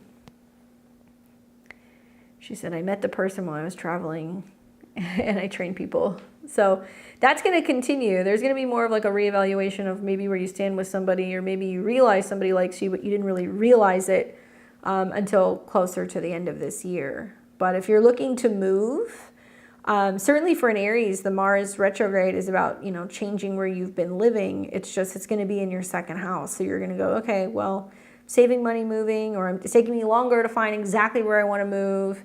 But I think right around the time that you start seeing some positive aspects to your sun. So probably Sagittarius season. So it could be like end of November going into December. Worst case scenario when you're having some transits there in the spring. But all my Aries placements are trying to find somewhere to live. All my Pisces placements are trying to find somewhere to live. Girl, you got it both ways. So you need a positive transit to your sun for that to kind of manifest and to happen. Perhaps, you know, at the latest, I would say maybe the full moon in your 4th house. So that could be anywhere from mid-January to about mid-February, right? But I would try to lean more into the Jupiter transit on your ascendant rather than the Saturn stuff. You know, you'd be like, well, I'm not crazy about where I'm working, or I want to relocate, and you know, try to stay optimistic with Jupiter on your ascendant and be reminding yourself, like, you know, help is there, assistance is there, companionship is there. You know, people are trying to connect with me. People are trying to help me. Everything's working out for me. That's what you want to be telling yourself, thinking. That's what you want to be writing, because that's really going to help you kind of break out of some of this stuff with like Saturn stifling your 10th house and sitting on top of your moon, which can feel very emotionally kind of heavy. I think in a perfect world, like with a chart like this, like you can stay in your job, but I almost kind of wonder, like, is there another job that comes forward that also like incentivizes you to also move, you know? Because that may actually end up happening. Saturn on your moon is like, well, am I going to find a job that's going to pay me what I want? And there's like this shift revolving around being like, no, I'm going to find something that's going to be perfect. And then on top of that, you know I'm not willing to settle. And maybe you start looking at jobs that might be in other areas that helps you with the process of actually moving. Hope that's helpful, Dorothy. Thanks for hanging out with us. I've got Rosary. What's up, Rosary? Let me pull up your chart here.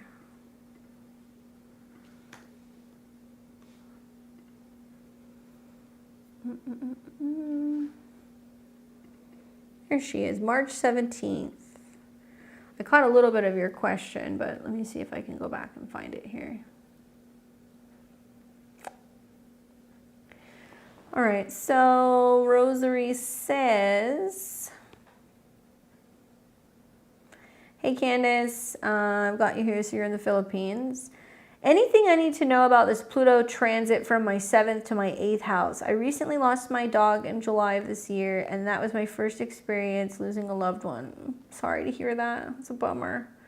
I've only had one serious relationship and it ended last year, but I'm feeling much more comfortable now in dating and trying again. Can you explain a little bit more than saying the ruler of your 7th house is where you meet your partner? Mine is in the 8th, and I'm just curious because about death, and Pluto is going there as well. My Pluto is not done Well, with my relationship department, all right, let's talk about it.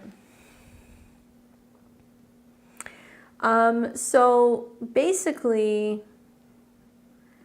yes, you know, Pluto is going into your 8th house, but I've got a surprise for you. I want to make sure this is the right time. I've got you here 11:51 a.m. Is that correct? So I use Placid's housing system. I do not use whole sign when I do my one-on-one session. So it's a little bit different than what you see. So it'll be a little bit of both. The reason why there's been challenges in relationships for you is a number of reasons. You got a bunch of things going on here. One, Capricorn's on the descendant, right? I feel like Cancer risings and Leo risings have challenges in relationships because your 7th house of committed relationships is ruled by Saturn. So off the bat, there are challenges there. It doesn't mean that you can't commit. It just means there's challenges with other people. 2, you also have your descendant at a 0 degree, which means you have a lot to learn about relationships. There is this fresh start or feeling stunted or being a late bloomer when it comes to dating because it's the purest energy.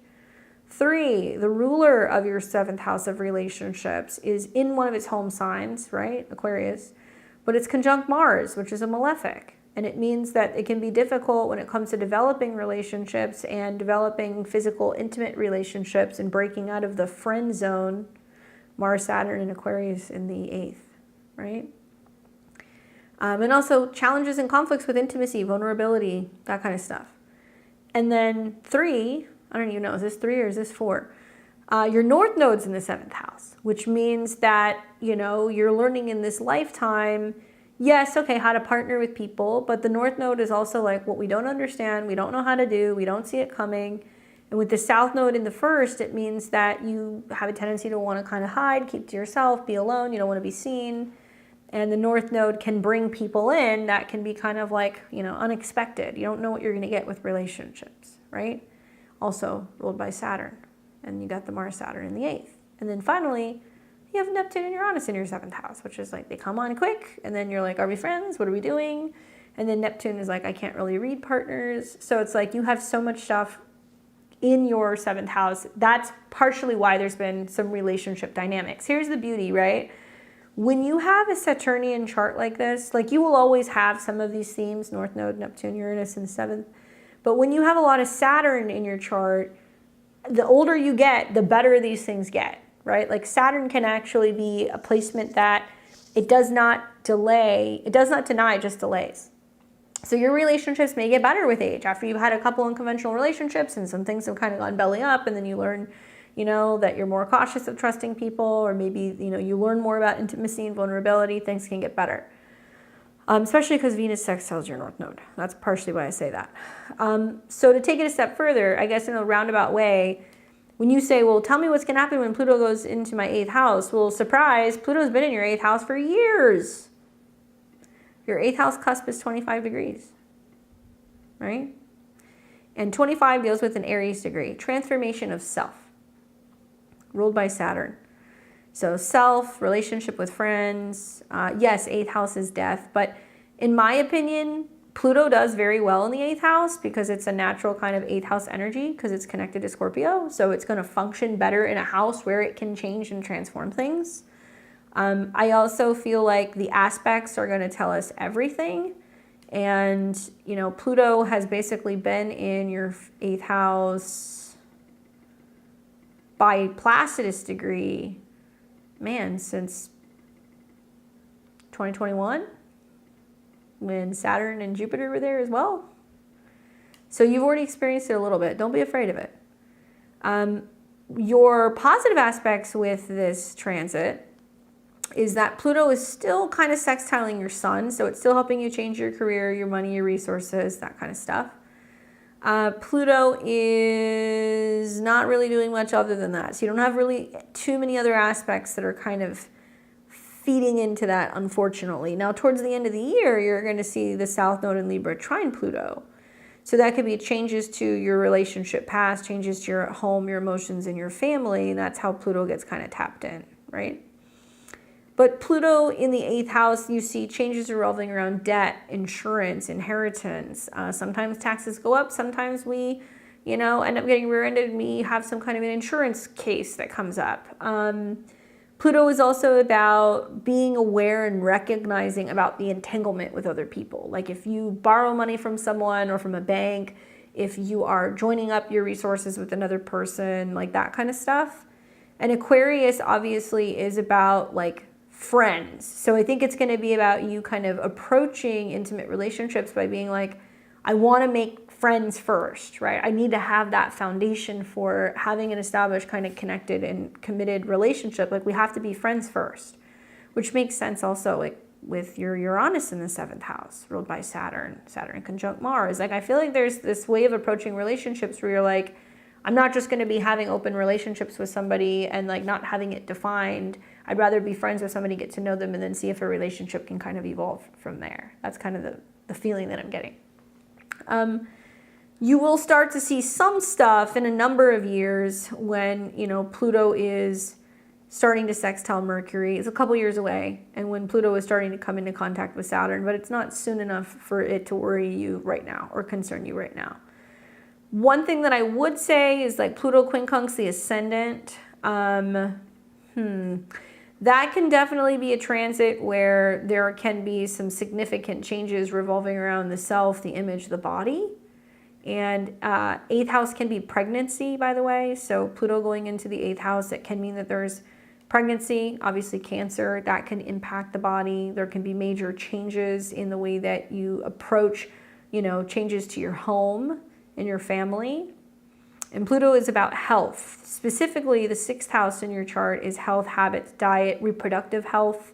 There can sometimes be some hormonal stuff that can kind of come up with that. Sometimes I've seen Pluto in the 8th house in Aquarius quincunx the Cancer ascendant, and we realize how much the emotions impact our body. And then, you know, some of us go into therapy, some of us go and do some kind of trauma healing or something, so that way we can kind of clean up some of our health or our habits that's directly connected to some emotional like stuff that's coming up. But I'm not really worried about it in your chart, I guess is what I'm getting at. It's rather unaspected other than Pluto quincunx your ascendant. You might want to go and learn about that transit. Pluto quincunx or Pluto in conjunct your ascendant, especially at 0 degrees. And Pluto does rule pets, by the way. So, you know, Pluto going into the 8th house, death of a pet, the quincunx to the ascendant, you know, made you go, oh my God, I realized how much, you know, a pet is family, you know, Cancer. And like, you know, also Pluto can be about like rituals and connections to the other side. And there can be this sense of still wanting to feel kind of connected to them. And the 8th house is metaphysics, the occult, psychics, and anything spiritual. So usually Capricorn on the 8th house cusp with Pluto there's like an interest in like the afterlife, mediumship, like witchcraft, you know, like all that stuff. I've seen a lot of people with late degree Capricorn placements that with Pluto there, they're like really into talking to mediums or going to seances and stuff, or like working with like spirit boards and wanting communication from the ancestral realm. So that's another interpretation that I have. So hopefully that's helpful for you. Sorry to hear about the loss of your doggy, but a really solid Saturn transit will actually bring relationships in. So you'll see over the next couple of years with like Saturn sextile Saturn, there's a lot of opportunity for relationships to grow. And even that is Saturn in your, you know, Saturn in your 11th house. So it's like, you know, is it somebody where I have the same goals? Are we, you know, kind of able to socialize? Are we able to kind of, you know, have the same friends, kind of do stuff together? So it's mirroring some of the other things that you have in your chart. Good luck. How is that eclipse on your sun, by the way? How did that go? I've seen a lot of Pisces recently who are a lot of those like 24, 25, 26 degrees. Anything interesting happen for you? All right, so now we can get to everybody else. And I just need to kind of scan back through here because I know there was a couple people whose birth information I asked for, Madavi and Maritza. So did those come through? I was not able to look at them.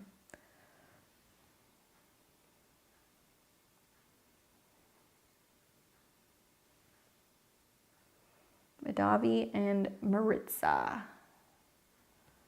I'm sure you guys sent it. I'm just trying to find it.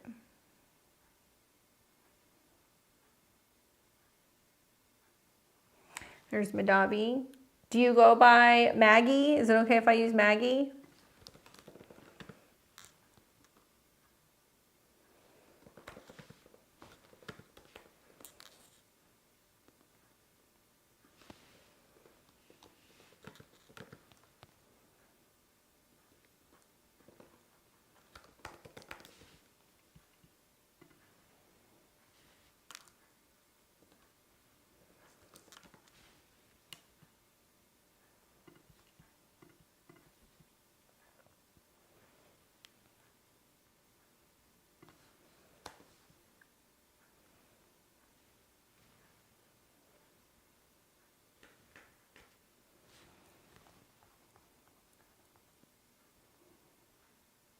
Hi there.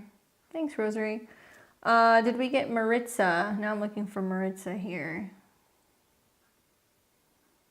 Maritza, let's see.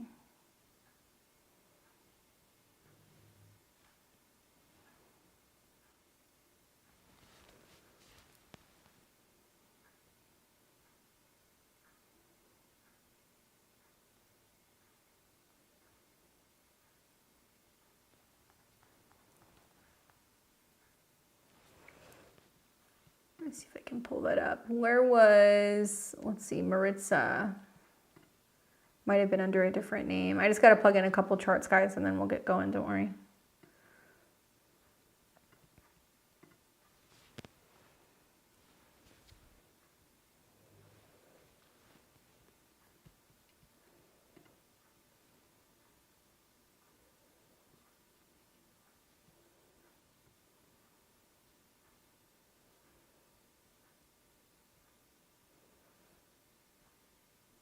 Oh no, I've got Maritza. Okay, so we've got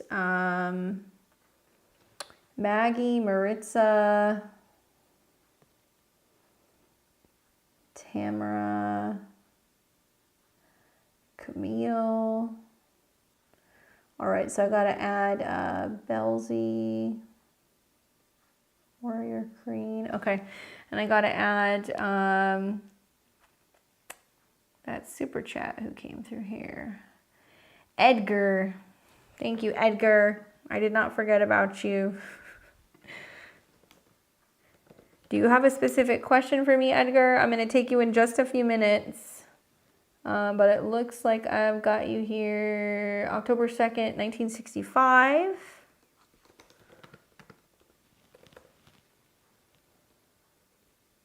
At 12:15 a.m.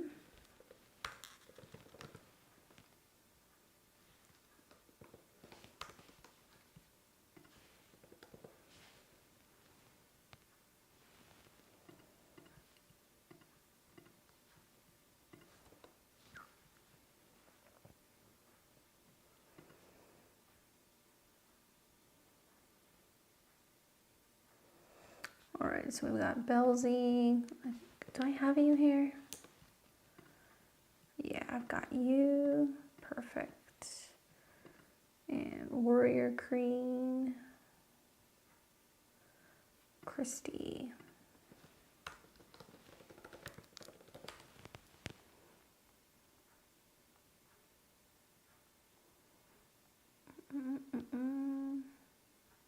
What's up, Rachel? I just saw you.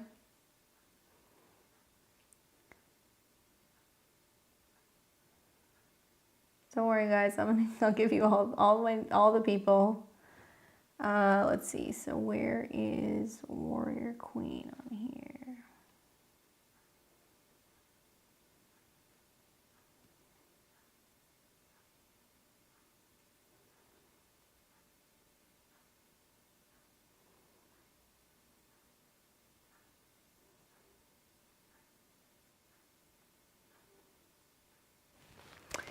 Why am I not seeing your info? So did you send your info, Warrior Queen? Can you send that for me?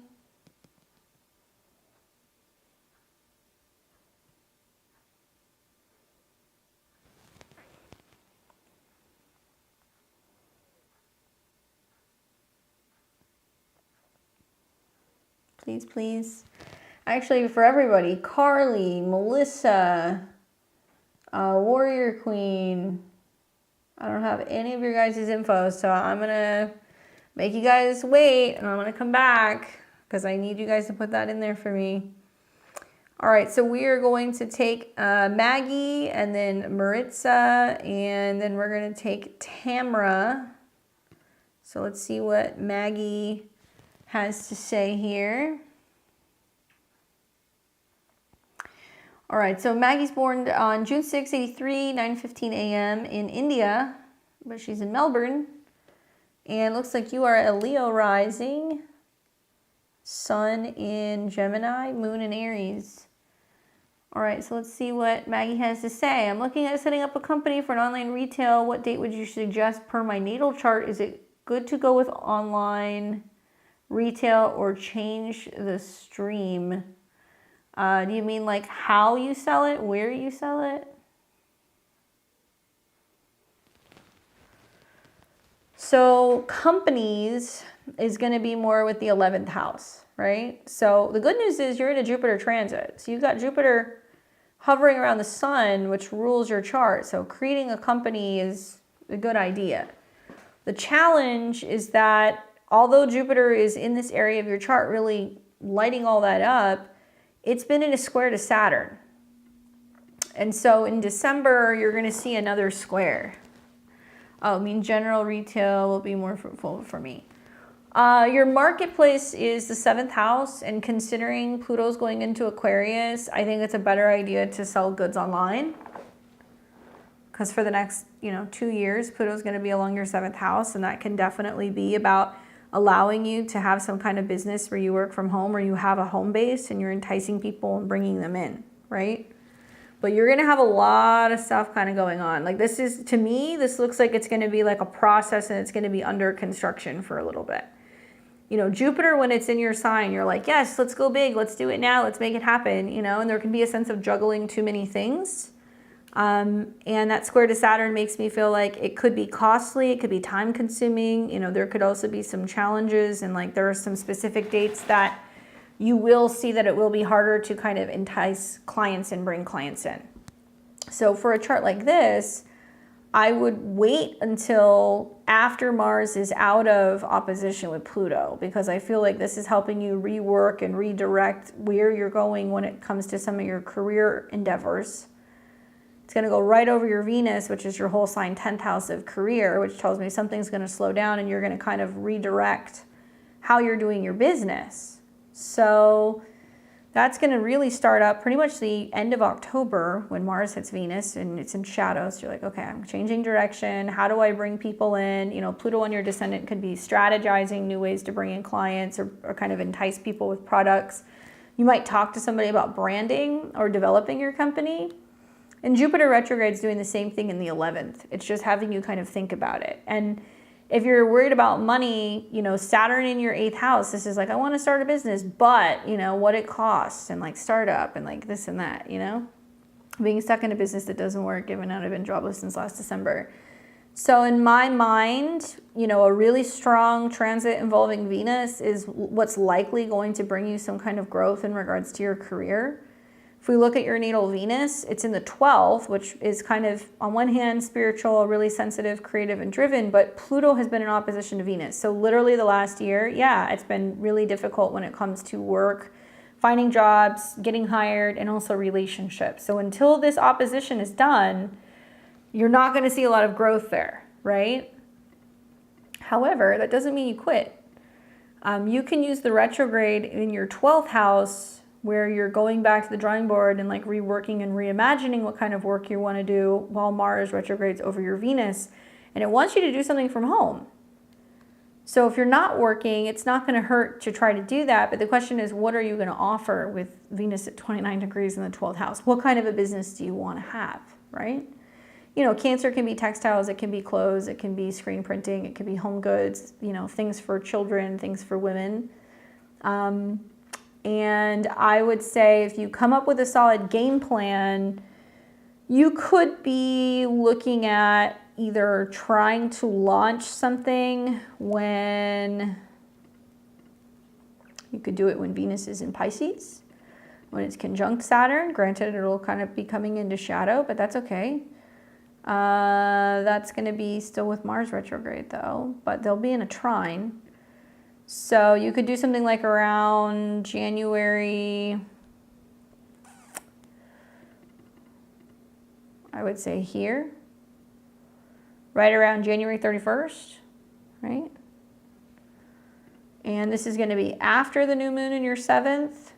Venus, your 10th house lord, is conjunct Saturn and the North Node and Neptune, and the moon is conjunct that. Right? So this would be probably something that you're selling that could be international, things revolving around clothes, textiles, home goods, that kind of stuff.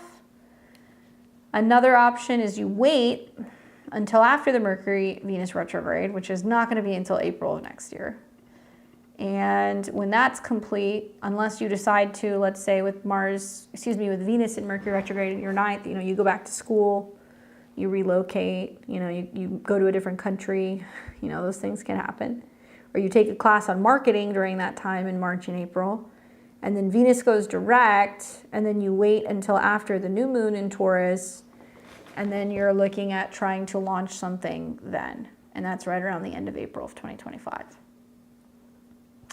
And Mars is on your ascendant and it's awake. It's like, okay, I'm ready to charge and I'm feeling confident about putting something out there. Now you could do something, sooner than those dates. You could do one of the earlier dates that I gave you, but you may not really start to see traction and things kind of pick up until closer to round about the end of April of next year. That's very possible. And part of it is just, Pluto hitting the opposition point to your 10th house of career. So it is majorly changing career. This might be about taking on a business partnership or taking on a partnership with someone in general, like a friend, someone that you work with. And Pluto is also kind of squaring your midheaven. So it's trying to get you to think deeply about, who you can partner with and who can't support you and how you can kind of work together as a team to be able to overcome some of these challenges. I think the beauty is that with Mars retrograde over Venus, you have the opportunity to kind of feel inspired to create something or do something that's going to be photography based or do something that's going to be spiritually based or something that's going to be like, if you wanted to start a business that's kind of connected to like nonprofit work, right? Especially with like Venus in the 12th house. You're like, proceeds go to this nonprofit or we're donating something, to this cause. And it's all going to try Neptune. So it could be things connected to the ocean. It could be arts. It could be music. It could be women, right? Something like that. Or maybe you try to kind of source and figure out where you could have products made from another country that's going back and supporting women. And there in turn, that becomes part of your business model where you're like, okay, this is what I'm selling, right? But, Mars, Sun, North Node in the 11th, could you build your own company? Yeah, but that's duality. So I look at that and I'm like, you could also go and work for a bigger company. You could use the Jupiter retrograde to go back to work, get a job, and you could be working for someone else while simultaneously kind of trying to start your own thing. But what's interesting about your chart is these oppositions. You got a lot of planets in the 5th house, which is about my happiness, my creativity, my personal business, and then the North Node, Mars, and the Sun is in the 11th. Like, it wants you to have side hustles and do things, but this is a chart that's going to do more when you're either building a company or you're a part of a company or you're a part of a group. And I wouldn't completely put all my eggs in the entrepreneurial basket with some of that Jupiter North Node transit. I think you could actually get a job for a pretty reputable company there. And you may be trying to kind of negotiate something revolving around taking a job by like as early as the end of November. So you could do both, right? You could definitely do both with some of the transits that are kind of coming up right now. Hopefully that's helpful for you, giving you some insight. Exciting times for sure. Let's see, who else do we have? So we also have Maritza. And let's see.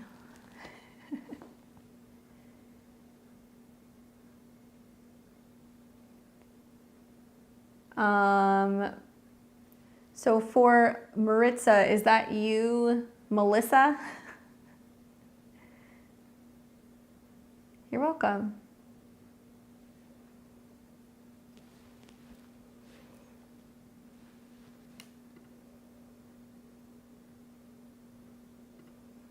See if I can pull this up so I can see who it is.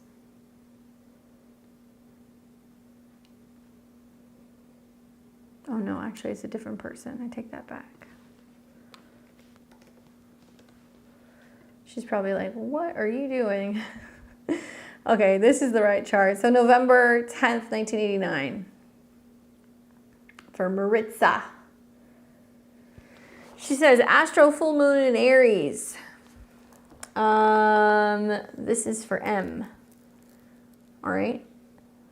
He's dealing with a court case from 2019, wrong place, wrong time, never been in trouble with the law, had a pretrial conference on the 7th of October, 2024. Nothing was decided due to lack of discovery being provided to an attorney, so they're set to return sometime between end of February 2025 to beginning of March. It has dragged on for 5 years. Any possible outcome or advice? Okay, so this is for Not for Maritza, but that's who got the reading. So that's why I was confused. All right, so they are a Virgo rising, obviously ruled by Mercury. And they've got Mercury in the 3rd house, natally, Scorpio. So Mars, right? Mars is going to be about, you know, going to jail, imprisonment, things revolving around that. And court cases is going to be, I think, more connected to the 6th and the 9th. So when I look at the chart, do I see anything like that happening? Well, one thing I would say that comes to mind is this year, they're coming into a 12th house annual perfection, right? So their birthday's a month away. And when they come into their birthday, because they're going to be 35, the 12th house is getting activated, which is about hidden places, you know, prison, jail, mental health, isolation. And the sun is natally in their 3rd house of communication with Mercury. So this does mean that this is a year where they're being asked to communicate, speak up, you know, make some big decisions revolving around communication, what they've learned revolving around like lessons and decisions. And Saturn is in their 6th house, Placidus, which I think could be about like maybe, you know, some kind of like plea or bargain or agreement where it's not total isolation, but like 6th house could be like hard works, programs, sacrifice, proving yourself, maybe having to kind of like work with somebody who may even be like a probation officer or something like that, who's like making sure they're walking the line. And then we're also going to see Jupiter retrograde back into the 9th house, which is good for court cases. And it's going to square Saturn. Like, do I see something coming to an end? You know, my guess is that there's two time periods that come up. One is when Mars goes into Leo, because when Mars goes into Leo, it's technically in the whole sign's 12th. So it can be saying, well, you know, are they giving up the fight revolving around the direction of where things are going on with the lawsuit? Are they quitting? Or are they, you know, throwing in the towel? They can't. You have to tell them to kind of stay focused and like stay on task with being able to stay positive and optimistic. I do feel like representation, support, or even like a judge is likely to be more fair with Jupiter being in the 9th house. But still, it's a 12th house year. So, you know, whether it's sacrifice, community service, serving some kind of time, I don't really see it being a situation where the book is being thrown at them, though, because Saturn is trining the sun and it's at a 17, which means like they're going to look at the situation and be like, yeah, you know, this person was not thinking clearly, or they were being immature, and like, you know, they're still young and they didn't know better. And I just don't see it manifesting as like them getting stuck somewhere. Now, down the road, when we talk about, I think you said after February or kind of in the spring of next year, there will be a retrograde where you're going to see Mercury and Venus go retrograde March, kind of April in the 7th. And that can also be about returning back to court. 7th house is kind of like, you know, legality, lawsuits, courts and juries and stuff. And that's going to be obviously in a conjunction to Saturn, sacrifice, you know, decision, community service, that kind of stuff.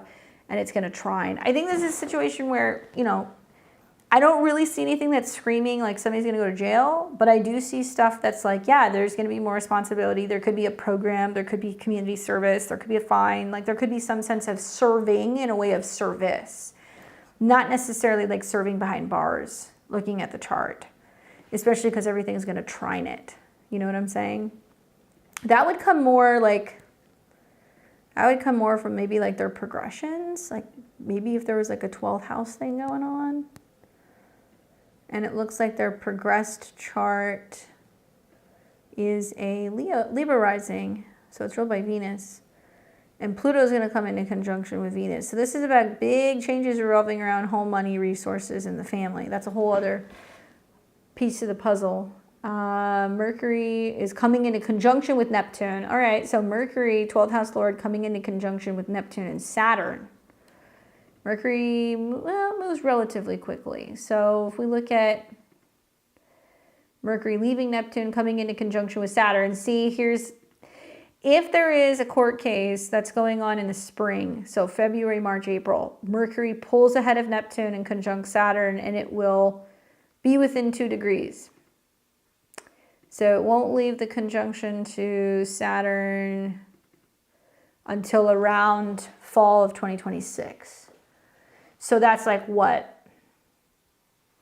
About a year and a half, right? So I don't know what they got in trouble for. I'm just kind of speculating, but I'm like, maybe until Mercury comes out of conjunction with Saturn, you know, could there be house arrest? You know, could they have to serve some kind of time? Yeah, but you're not looking at somebody who's going to be like a life sentence here.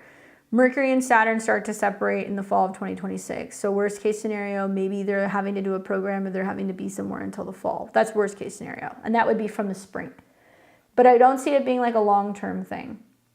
And I do feel like also like the South Node coming into conjunction with the moon is also going to be about like, you know, now having a new sense of responsibility and like needing to kind of get back out there and like, you know, getting out there and finding a job. So it would be about them kind of getting like acclimated and back on their feet if that ends up kind of happening to them, right? The bigger challenge is the fact that Venus is about to come into conjunction with Pluto. And that's about a huge change in regards to the home, family, or living situation, or one of like the immediate family members or parents. Maybe like one of the female relatives kind of going through some kind of crisis revolving around him because he's Libra, right? Venus. Anyway, I hope that that's helpful for you, giving you some insight and some clarity. It sounds like a bit of a sticky situation there. Hopefully it all gets worked out and he gets a fair case. Jupiter in the 9th house is pretty decent for court cases. It's just they drag out with the squares to Saturn in the 6th. All right, so I have Tamara. Am I saying that right? I always wonder, is it Tamara? Tamara? I guess that would be an extra A, right? It's got to be Tamara. All right, so let's look at your question. What's up? Let me find your question here. All right, there she is.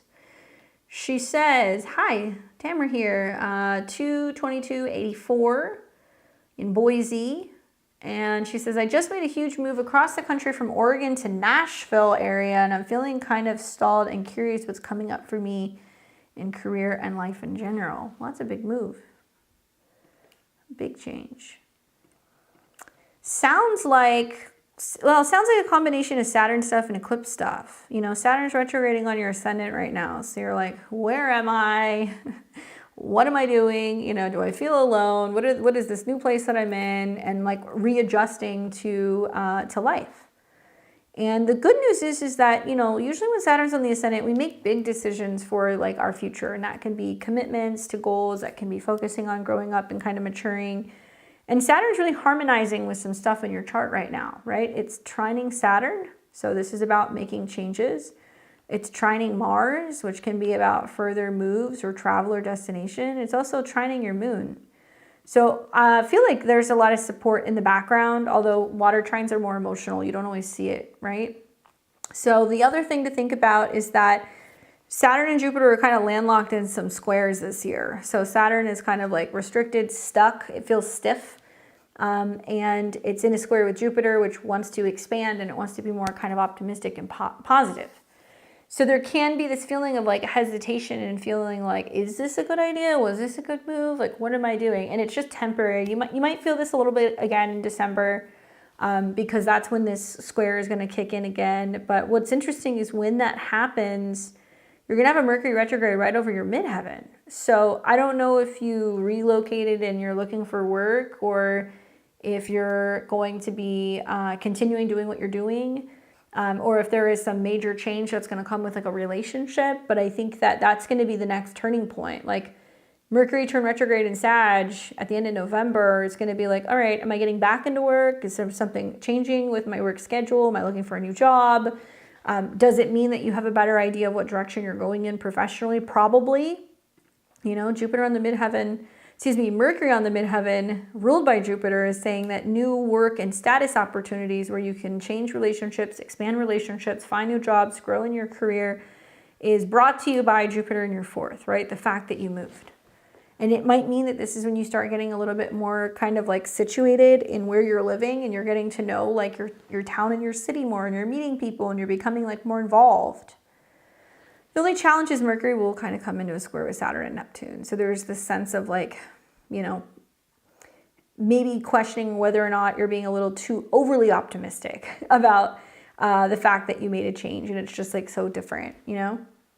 She said, yeah, I have a job, 2 side hustles, and trying to figure out which direction to go.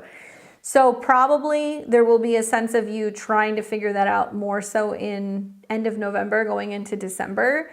I love that you have side hustles because as a Pisces rising, that Mars retrograde also in your 6th house at the same time is saying like, I'm ready to cut a job. Why? Because Mars is going to go into the 5th house and you're going to be like, I'm more focused on putting more emphasis, you know, momentum, action into like this side hustle that I love, or like this project that I love, or this creative business. And it also is going to ramp up opportunities revolving around like romance and relationships as well. May not be like, you know, at the top of your agenda with Saturn in your 1st house and the South Node in your 7th. But I do feel like this is a time where, you know, if you want to get back into dating or if you want to focus more on like a romantic relationship, you can make more time for that. But you don't really kind of figure out to the end of November going into December if you can really kind of cut something loose and let something go until you have figured out whether or not you're able to kind of dedicate more time and energy to that particular kind of side hustle.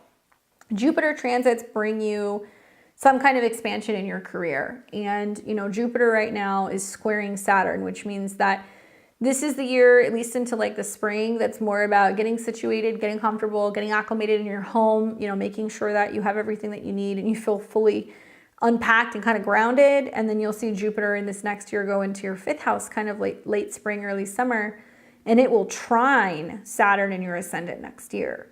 So good for relationships, great for romance, creativity, self-expression, self-employment.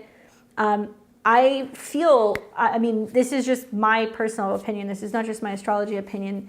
I feel very strongly, like intuitively, and I've been thinking about this a lot recently, that I'm like, man, that Mars retrograde, that's happening for a reason. Like with Mars trining Saturn, providing stability, that if we look at the Cancer area of our life and if we do a lot of work in that department and we're willing to take the time, right, to put in the effort and like to get our emotions on track, to like do that work, it can be very productive for us the second half of 2025 because Jupiter will be there and Jupiter will squish Saturn. So for you, it's like, where are you dedicating yourself more to a side hustle or a creative project, or, you know, something to see if you can actually really grow it into a business? You know, I think that that's time well spent. And especially because this is going to be trining all your Scorpio stuff. And if you have that much Scorpio in your chart, you know, in Pisces, you know, if you're really obsessive and fixated about something, if there's something that you really like or you really want to learn or that you really want to participate in, like you will eat, sleep, and breathe that particular thing. So the Mars transit's actually really ramping a lot of that stuff up for you, and it's making it possible for you to be able to do, you know, more of that kind of work, whatever that business is. But Mars, Saturn, and the Moon, you're kind of scrappy. Like there is a sense of you being able to like make anything happen. Like Scorpio is like very capable of being able to, you know, take nothing and turn it into something, or take, you know, things that are other people's trash or recycles or like whatever, and then, you know, turn it into something that can be very valuable. So I'm wondering what it is that you're doing. Are you designing? Are you flipping homes? Are you refinishing furniture? Like, what is it that you do? Because something that you do in your creative stuff is about transforming something. Yes, I've been trying to get going with kids and family coaching. Oh, okay. There's the transformation. There you go. Family, Moon, right? Kids, Moon. Saturn, Mars, the coach, right? Coaching them about changing, making changes. I like that. I really feel like the Mars retrograde then in the 5th house is like doing a little bit of like a deeper dive and, you know, maybe working with families in general and trying to find families who'd be willing to work with you, or creating programs or things that you could sell, that you could, you know, coaching programs, or, you know, little bits and pieces and things that you can kind of be teaching or working on some like marketing to promote some of your stuff so you can kind of bring in more clients. I think that's very doable also. I hope that is helpful for you. I love that you have the sun in the 12th house and the Mars Moon, you know, I like that energy. That's good energy for coaching. All right, so let's see, who else do we have here? I'm working down my list. We are going to have Camille, Robin, and then Edgar in that order. What's up, Camille? How are you doing?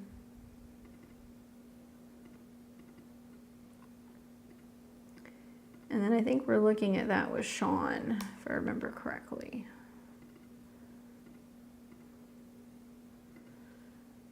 Let's look at your question.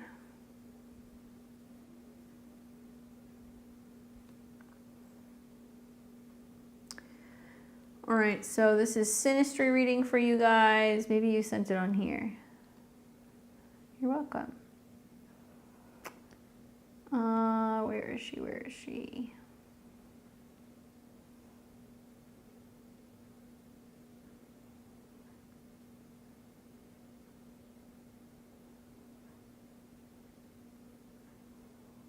There she is. Here for a Sinistry reading. I'll leave the details below. I'm not sure if the question is necessary, so I'd like to leave it. All right, so I've got you March 10th, 85, and then he's July 23rd, 1980. Very much in love with him. He's recently diagnosed with an illness. His ex and her children, not his, are still in the picture. I want some clarity. Oh, the tea. So he's Scorpio rising, and his moon is in Sag, and his sun is in Leo. So Pluto rules his chart. So does Mars. So he's getting hit hard right now. That's a bummer. He's having the South Node conjunct Mars, so that's body issues, feeling under the weather, treatment, hospitalization, rest. And then you factor that on with eclipses. Mars rules the 6th house of health. And then on top of that, he's also got Jupiter in the 8th house, so he's more conscious and aware of, you know, life or death things. And then Pluto's in opposition to his sun, which can be about his energy, his vitality, work, and things revolving around his career, right? So that all that kind of checks out. I'm sure it's in the progressions too, but here's the deal, right? He's got Taurus on his descendant. So Venus rules his 7th house, and his descendant's at a 20 degree. So that's a Scorpio degree, which means there can be something very binding about relationships. There can be some things that are unhealthy, where there's like too much togetherness and, you know, people who won't let go, or there can be too much devotion to certain people. And his natal Venus is in the 8th house in a Scorpio degree, 20, in Gemini, which means that this is the type of person that can entertain more than one person. And I'm not saying that he's like screwing around, so don't take it that way. But Venus in the 8th house generally does end up meeting people while they are still entangled with other people. It's very common, especially when you see it at a Scorpio degree, right? And this is in Gemini, which is about communication. So interesting that what would be his quote unquote second long-term relationship, wife, I guess we could say, would be a combination of the 9th house, which is Cancer. So he'll literally still be communication, talking, or trying to work through relational issues with his first wife when he's talking to, meeting, or kind of connecting to the next significant relationship. The moon is in Sag, which is in opposition to Venus by sign, conjunct Neptune. That means that the second person is going to be somebody who's a foreigner, culturally different, comes in while he's sick, and is there for him through his like emotional time. So you kind of check a lot of those boxes. Just an FYI. You know, sometimes it sucks, like we can read these charts and then we're just like, man, you know, like it's not what I want to hear, but maybe it did kind of, maybe I did kind of pop into his life the way that I was supposed to pop in. Like I've certainly had those experiences with charts. So I wouldn't worry too much about her being involved. You know, Saturn has been in a square to his Venus for the last year, which means he's been dealing with her because they have children, right? Whole sign 5th house, because they have kids. And that's been more of the focus. It's like, you know, it sounds like they were either together or they were married or they had children or whatever. Either way, that's a partnership. The last few years also, Saturn's been in his 4th house, so it kind of broke things up in regards to the home dynamic. It squared Uranus and it squared Uranus. Like he was supposed to go through the separation, the breakup, that was supposed to happen. Probably what you'll see is like a continuation of like a closeness in a relationship with somebody he's talking to, even if it hasn't become like romantic yet, that he's talking to them about their fears, their, you know, his insecurities. He's talking to them and being like very vulnerable. And then the time to watch is going to be like when Venus and Saturn are squaring. And that's going to be like, okay, does he kind of, you know, cut one person off for the other one? Does he become more open to the idea of relationship? You know, he may not really be open to some of this stuff until he gets through the Venus Saturn square, which is going to be in March, April of 2025, but then he's having, you know, more solar eclipses and retrogrades in his sixth. Like if his health improves, which it very well could after this period, and Pluto is no longer opposing his sun, things can get better, right? South node's off of his Mars. Now Pluto's trining his Mars. His health stuff can come back. He could be feeling like he's bouncing back in the spring. And then Saturn comes out of the square with Venus, and he may actually be able to be more stable in relationship. And then obviously Uranus will go into Gemini. So it's very possible, especially like the second time that Jupiter hits his Venus, it's going to be, you know, it's not squaring Saturn. So I think that relationship stuff actually can improve. It can get better, in my opinion. Do I worry about the first wife or, you know, the woman who he had kids with? Does that concern me? Not really, because I feel like with Uranus opposed Uranus square Saturn means there is this sense of like realizing like it's not working, it's mutual, you know, and like that person more wanting out than him. Usually for Scorpio rising, Uranus on the 7th house means the other person's like, I'm done. And they become, you know, like unreasonable or unwilling to kind of work with them. And then the square to Saturn was like the breaking up and the changes revolving around like the home and inevitably also like the schedule with the kids. So I do think that that's more of what's kind of going on in his chart, just looking at it.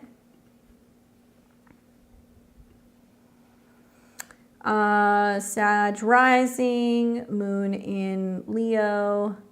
It's just recently crossed his sun. And so what's interesting is if you look at his progressions, his natal descent, his progressed descendant is conjunct his natal Venus. So it was supposed to be about somebody else showing up, a second option. And it looks like he's also got progressed Jupiter coming into aspect with his natal sun and also with what appears to be Jupiter and the progressed moon, excuse me, the natal moon is in the 12th. And then transit Pluto is in opposition to Venus. There it is. So transit Pluto, I knew there was something's trying to kill off a relationship. Transit Pluto is in opposition to Venus, and Mars is going to go back and forth. Okay, because I was like, there's got to be something here. So when progressed Venus hits 29 degrees, that's a degree where it's coming to a completion of a cycle, right? And it's getting ready to change something. So progressed Venus 28, 29 degrees is like the home, the living situation, relationship, you know, with the person who he had a family with. Mars is going to go back and forth over that. You know, maybe she's going to be there because he's sick, you know, having the kids around, kind of helping, keeping them involved. But by the time that Venus hits 29 and then goes into Leo, I really feel like he's in a different phase, right? Kind of going into 2026. He's in a different phase in relationships. Then Venus is going to be in Leo, and that's going through the top part of his chart, his natal chart, which is probably going to be about a much more kind of obvious kind of commitment to a second partner, in my opinion. Some difficult stuff that he's got going on, though, with his chart right now. And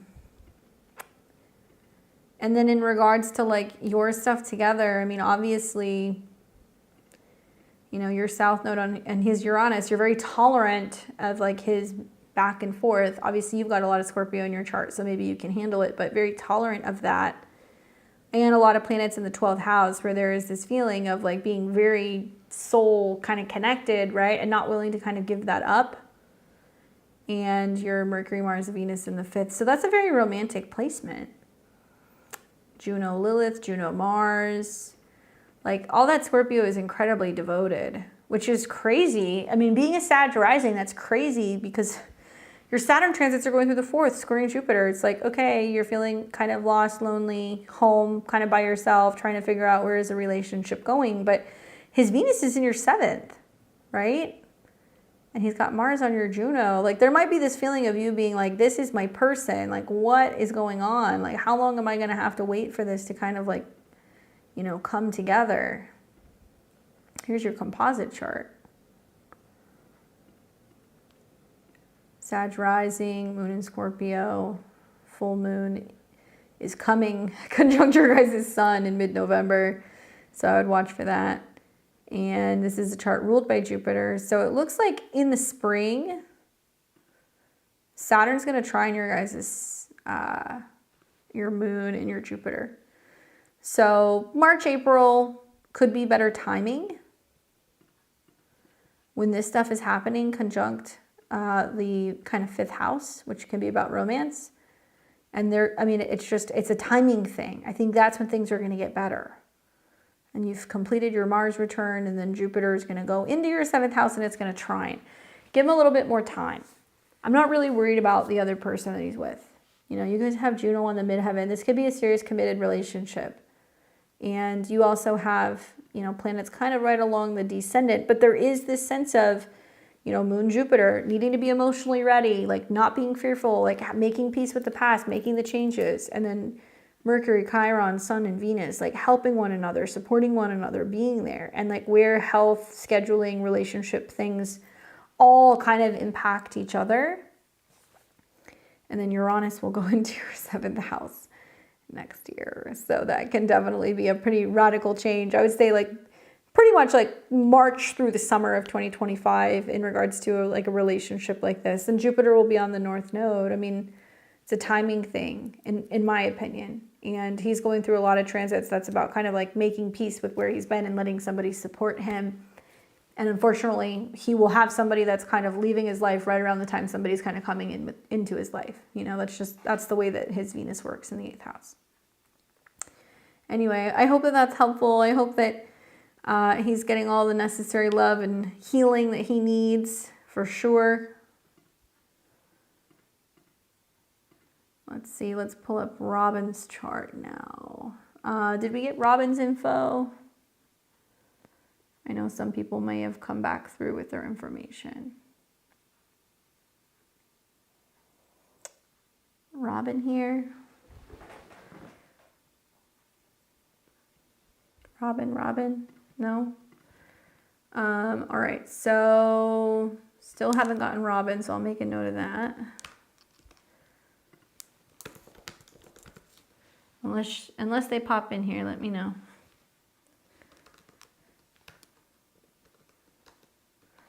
All right, so who else do we have here? We have Edgar, Sasha, and Belzy. So you guys are my next victims.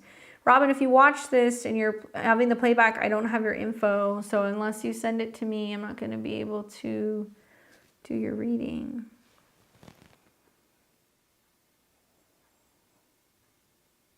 Oh, the chat refreshed on us. Okay, that makes sense.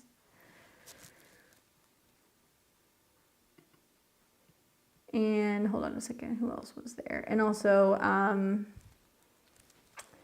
Belzy. We have Warrior Queen.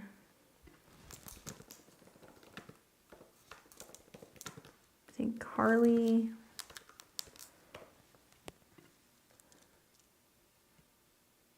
Melissa. Did we get Melissa's info?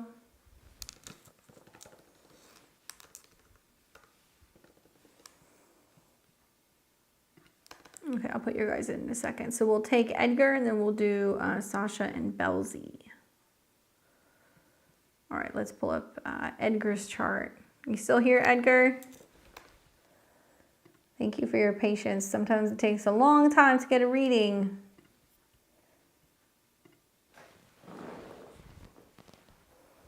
I just saw Melissa's info. We have that. Thank you. All right, so let's see what we can tell Edgar. Looks like he just said general. I have your info here. And you are October 2nd, 1965, and that was at 12:15 a.m. in North Carolina. All right, well, let's see what we can take a look with your chart. So Cancer rising. Let's pull up the transits now. There we go. Mars is crossing your ascendant, so be mindful of that. That's definitely bringing up themes revolving around being productive, active, busy, more assertive, taking responsibility, focusing on kind of getting the job done. You can feel a little bit more impulsive with that transit. Mars is also going through a transit where it's slowing down. So essentially in the beginning of December, it will retrograde. And it will retrograde from Leo back into Cancer, which basically means from roundabout, let's say like December, all the way through the spring of 2025, there is going to be the sense of reworking, reevaluating, or changing direction. So this can impact your body physically. Cancer could be the stomach, it could be the brain, it could be the chest, it could be anything to do also with like your emotions. And Mars is going to make some interesting aspects. It's going to be in direct opposition to Pluto. So it means that you're feeling like you have to confront something or someone. Seventh house could be romantic partners. It could mean it's connected to clients. It could be business relationships. And Mars wants to push for something, and Pluto's going to be like kind of like the boogeyman, you know, or it could be like a power struggle. So if you're in a relationship, it could be relational issues. If you're not in a relationship, it could mean that you're trying to feel like you're more assertive, you're going after what you want, you're not really letting fear kind of get in the way of you kind of getting out there and meeting people. I noticed that Pluto is going to be kind of dancing on your Juno. So if you are married or if you're in a committed relationship, this could very much be like a back and forth that you're doing with somebody who you're kind of committed to or who you have a business with. So just keep that in mind. In the background also, you know, there are eclipses that have been happening in Libra. You're a Libra sun, and you've had South Node eclipses going through the 4th house, which is like big changes in regards to your home life.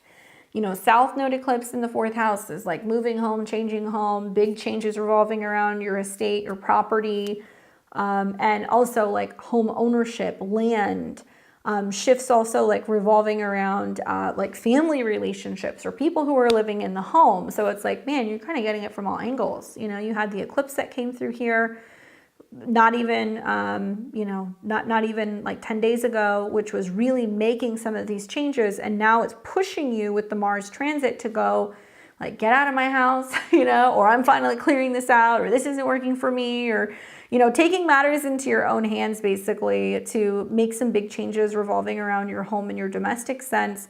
Even if you have to disrupt the apple cart a little bit, even if you have to kind of confront people that you live with or people that you're in relationship with. And it feels a little heated over like the next like week or two. The full moon that's coming in, which, you know, I know you're a Libra, but because you're a Cancer rising, you're very much impacted by the moon.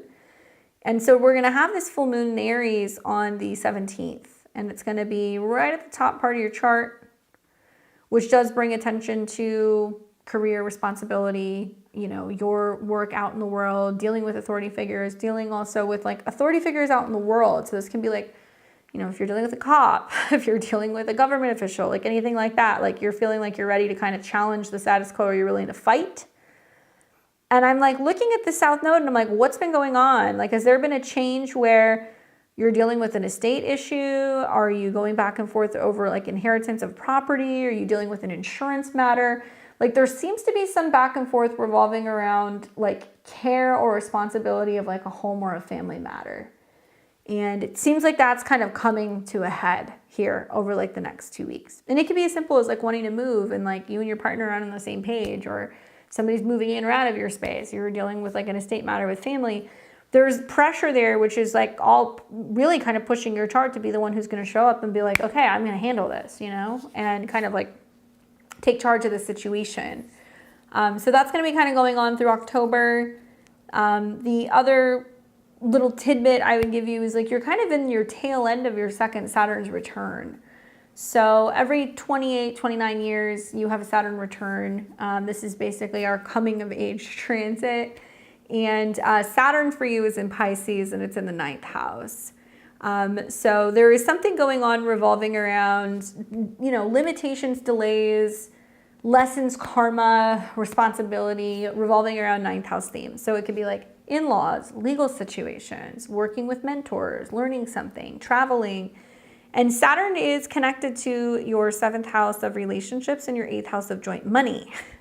So part of your Saturn return, you know, while Saturn is going back and forth, is about kind of like working through some of that stuff. And Mars is trining it. So it's going to give you some incentive to be like, okay, what am I learning? How am I kind of pushing through this? I'm in a very unique living situation. Sat, booked away, and came back. Okay. So, you know, I would say, the living stuff can still change, All right. Until the South Node is out of your 4th house, the living situation stuff can change. And it doesn't mean that you have to move or you're going anywhere, but there can be changes going on with the people who you either reside by or with or near, or, you know, people who have ownership over the space that you're kind of living in. You may not see that kind of get, you might see some feathers getting ruffled the next week or two, but you may actually see more of that change when there's some retrogrades that are going to be taking place for you in the spring. So like March, April, May, maybe those can be times where you see some of those changes because it's going to activate those eclipses. But I would say with like your Saturn return, man, like the things that happened that year, so it started for you earlier in the year, are very much about, you know, teaching you the lessons that you need to know on a soul level. And I think that with like Saturn in the 9th house, it's spiritual teachings, it's your philosophy, it's your religious beliefs, it's going to be about where you're traveling to. And with Mars in a trine, it's a great way to kind of put your faith in action and be going, okay, this is what I've been learning, this is what I'm believing in, and now I'm standing behind that and I'm kind of taking action based off of some of those things that I've been like learning or teaching myself. Good transits that are also going to be coming up in your 5th house revolving around like dating, creativity, romance, all that stuff. That's usually kind of gets peaked for you right around Scorpio season. And with Uranus in opposition to your Mars, which is about, you know, responsibility, work, productivity, there's going to be lots of opportunities for you to like suddenly have gig work or be able to change your career or be able to do work that could be more fun or kind of spontaneous or creative.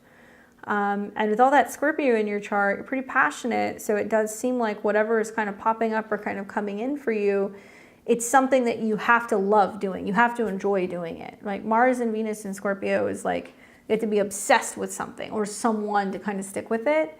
And Neptune there makes me feel like it could be something that's like more creative, expressive, design related stuff that's going to be about, you know, art, beauty. But it can be a little bit more taboo because it's like Scorpio. So it could definitely be some new opportunity that's coming up for you to like, through art or some kind of your own kind of side hustle or project, you know, have some creative work where you can kind of make some money, which is a big theme for Cancer risings in general. You guys are going to have Saturn going into your career house next year. You guys are going to have more retrogrades and eclipses in your career house.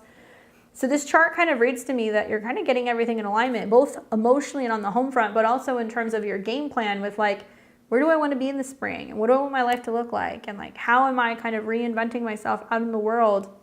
And you will have that period pretty much from December all the way until about March to work all of that stuff out. It really won't be until the spring of next year that you'll start to see kind of the results come from that, right? Anyway, I hope that that's helpful for you. Thank you for your patience. I appreciate it. And hopefully you join us again. All right, who else do I have here? I've got Sasha and Belzy.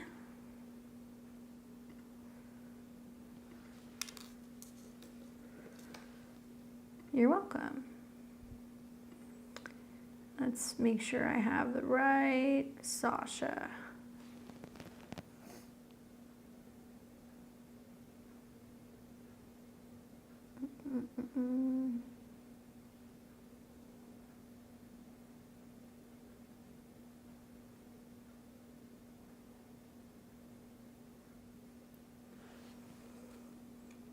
Is Sasha here?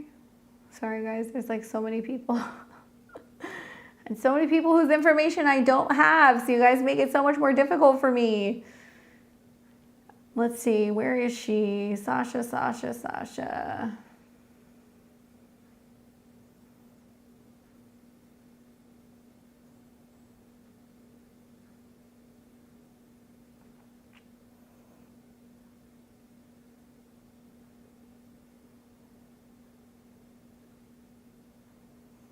I'm not seeing it.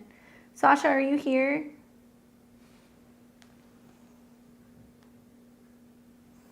Let me know if you're here, Sasha, because I need your info. There she is. Okay. Can you send me your question and your birth information, please? And I'm going to move on to Belzy, and then I will take your reading next. I need your time, location, city, all of that stuff.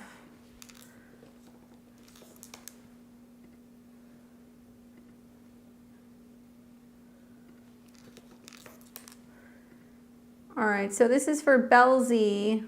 What's up, Belzy? August 21st, 97, 9:35 a.m. in Cuba.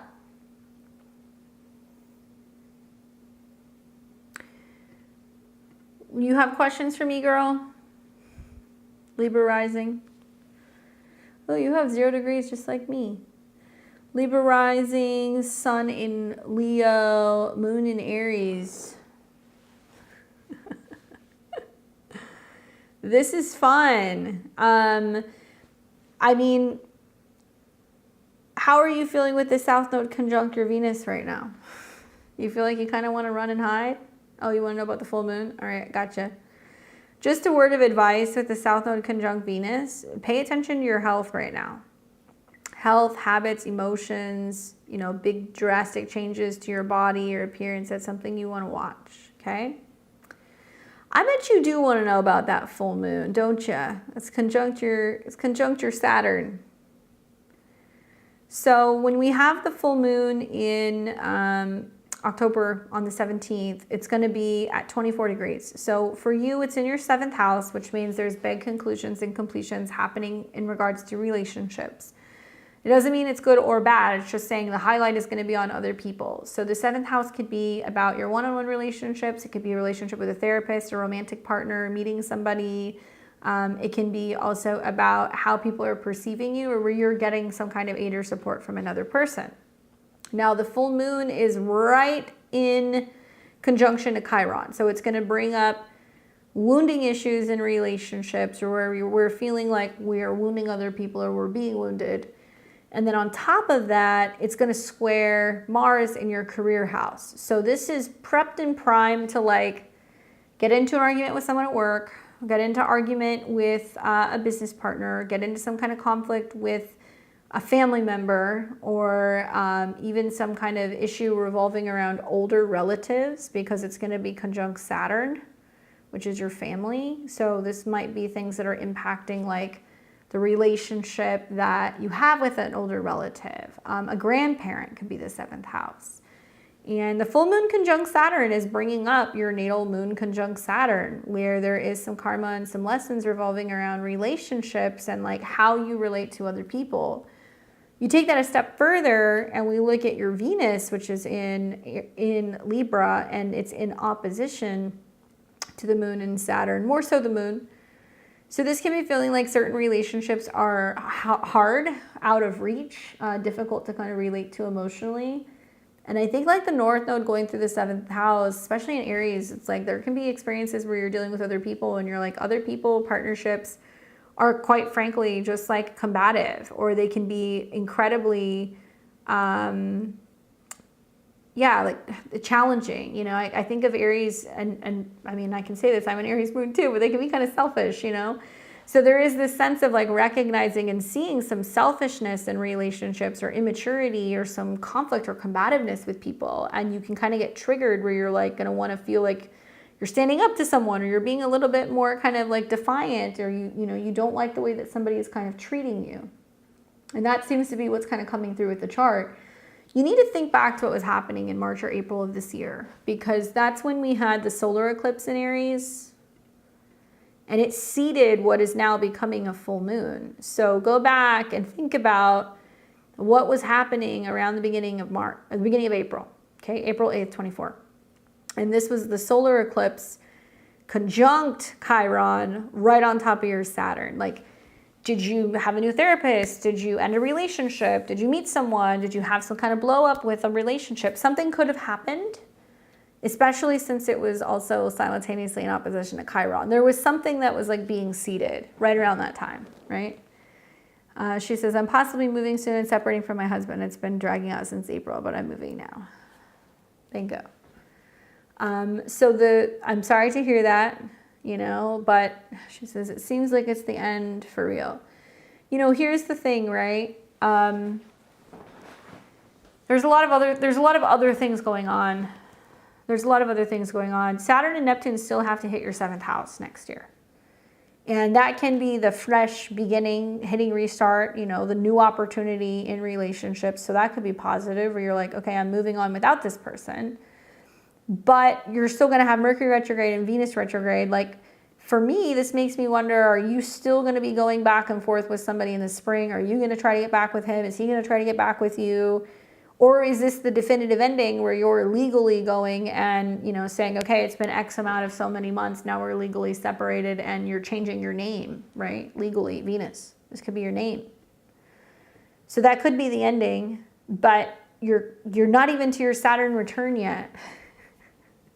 And I'm not saying you have to wait till you're 30 to get married, you know, but it's like, man, if you got Saturn in the 7th house and you got Moon conjunct Saturn, that means that sometime around about, you know, 27 to 31, there is a very good likelihood that there's going to be a big change in a relationship. It's also going to go hand in hand with a change in the living situation, and it's going to really activate your natal Aries moon, which is like, I'm going to fight, I'm going to go back and forth with this person, it's going to be too much to deal with, and then finally I'm going to be like, I want to live on my own, you know?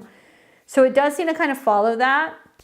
But retrogrades bring up karma. So there can be a sense of like, maybe you go through this process and then you get to spring of next year and Mercury retrogrades and Venus retrogrades. And then it's like, boom, you end up meeting somebody, you know?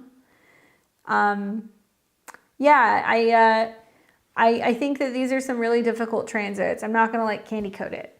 The positive, because there is a positive, is that while Saturn and Neptune are coming into Aries, it's a fresh start, it's a new beginning, and it's going to start trining your natal Pluto, which means like actually moving is good for you. Like working through this process, talking about it, journaling about it is good for you. And traveling is good for you. What you're going to learn about this experience of like the ending of the relationship, right? But I don't think anything is like really maybe legally totally over or has ended until closer to what appears to be like the spring of next year. And that's when some of those retrogrades happen. But yeah, you may see some kind of definitive, okay, now we have the full moon and now we're actually really deciding to kind of split, especially for a Libra rising chart like this, especially for a Libra rising chart. Let's go back. Because Juno and the Sun come into conjunction. This is about marriage and commitment and partnership. And this is what's best for you, for yourself. And it's opposing Moon, Chiron, and Saturn. It's like there's this recognition that's like, yeah, the situation's not getting better, you know, or they're not getting better, or they're not changing. And so it's about kind of choosing you. I'm sorry to hear that. It's difficult stuff, girl, but yeah, it's not often that I say like, well, that was probably inevitable, but I think with Moon and Saturn in Aries, and especially at a 20, I think that was inevitable. Pluto's also coming into a square with your Mars. And just a word to the wise, you know, for the next 2 years with Saturn and Neptune on your descendant, be very careful with relationships. I'm not saying you can't be in relationships, you can. But be very careful with who you choose, because Saturn's going to be about maturity and boundaries, and there is very little of it in Aries. And Neptune is also going to be about like deception and like whether or not the person that you're dating or who you end up seeing is like who they really say they are. Like you can get kind of thrown for a loop. So, you know, emotional issues, drug issues, psychological issues, that kind of stuff can kind of come with that territory. Ask any Virgo rising, they'll tell you. There's a lot of crazies out there with that Saturn Neptune transit. So I hope that that's helpful in giving you some insight, and let me know. Come back around and let me know how it goes. She says I'm married to him. Oh, Saturn Neptune things. Oh, so he's a Virgo rising, right? So I'm assuming that's what you're saying. Okay, so yeah, he's like, okay, she's running away. AKA misunderstood. Good luck, my dear. Good luck. All right. So we have got, let's see, we have Sasha. There we go. I'll put Sasha in. And then we got Warrior Queen, Carly, and Melissa. All right. So Sasha.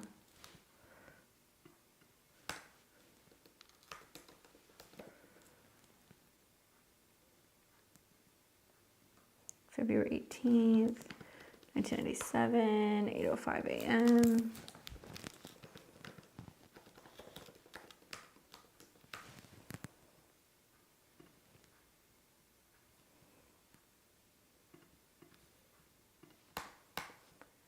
All right, so February 18th, 97 at 8:05 a.m. in Olympia. Oh boy.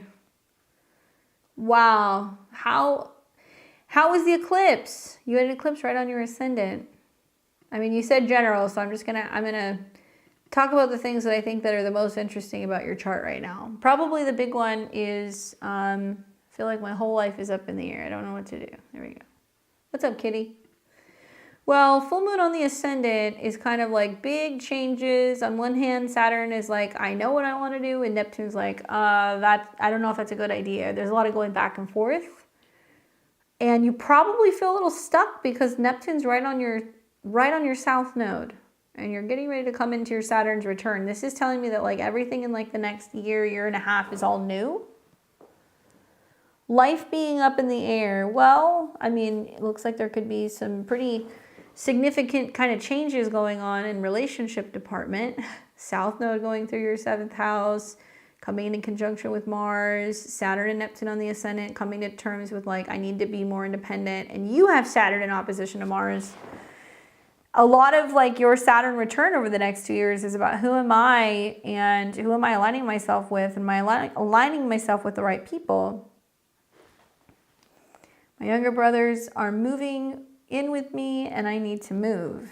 Well, that's connected to Jupiter. So siblings is your 3rd house and obviously Jupiter is your ruler. So there's planets moving in on your Jupiter, which means people are kind of invading my space, or I feel like I'm losing some sense of like freedom, or maybe I have like less privacy and needing to move. Mars also is hanging out in your 4th house. So this is about changes going on in the home front. Thankfully, you know, it has been in a trine to Saturn, which means that inevitably something is going to change at home, whether that's you moving or somebody moving in with you. Things stabilize a little bit in that sense when Mars is coming into a trine with Saturn. Now, that's not going to be until the new year. And I'm not saying you have to wait that long to move. That's not what I'm saying. But things get a little bit easier end of January going into February.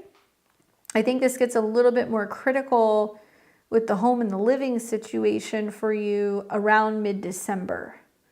Because as a Pisces rising, that full moon in Gemini is right along your 4th house and it's going to square Saturn and Neptune. So you're going to be like, I don't know where we're going to put people, or, you know, where I'm moving to next, or if we have enough space.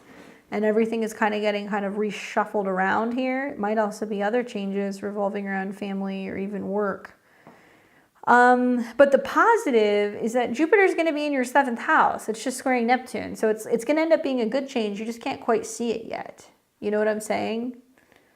So you'll start to see Jupiter fully come into your 7th house. It'll no longer be in a square with Saturn and Neptune, and it's going to get even better June, July, you know, August in your 4th, trining the North Node. So it's going to be in pretty positive aspect. What's going on with your natal Mercury? So Venus is squaring it, Jupiter's trining it. Yeah, I mean, I think that maybe, you know, the togetherness with the siblings, there is some sense of loss of like privacy, which it looks like you really value with all of that Pisces and planets in the 12th house. Like you like your space. So I would assume you're kind of feeling like you're being pressured to either give up some space or give up some privacy with some of those squares. At some point, you know, eventually you will find that with, you know, Mercury being in your 12th house, Venus being in your 12th house, siblings, relationships, even family, you know, can kind of drive you up the wall a little bit. Like this is a chart that, you know, you need your own space. So if you're going to be sharing space with somebody, you need your own designated bedroom, you need your own designated kind of area, or you're going to need time where there's like quiet hours. You're not going to be feeling like overwhelmed with family. And a lot of my Pisces risings, because Saturn's in the 1st house where Jupiter in the house of home and family, there's this sense of like, what am I sacrificing? What am I giving up for my mom, my dad, my siblings, you know, whatever. And you're going to be in this basically until closer to about the spring of this next year. And then it starts to break.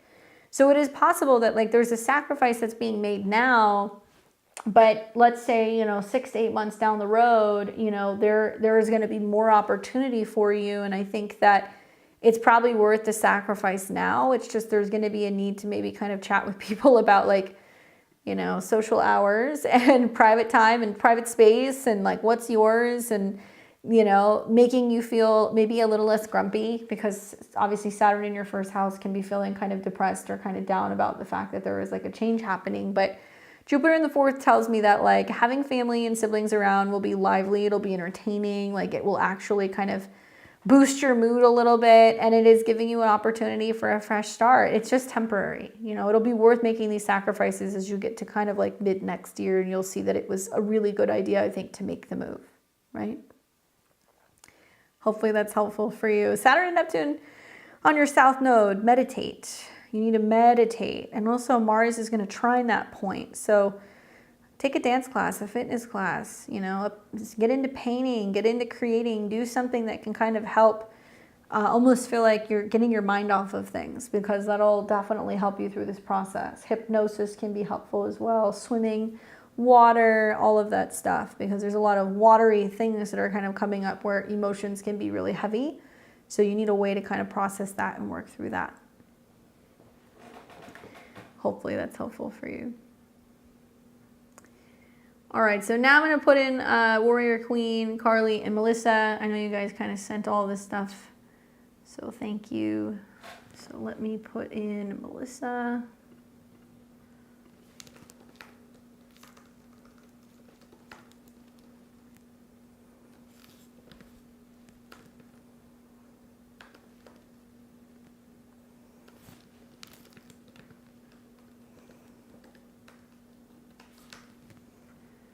Right, we got Melissa and Carly and Warrior Queen.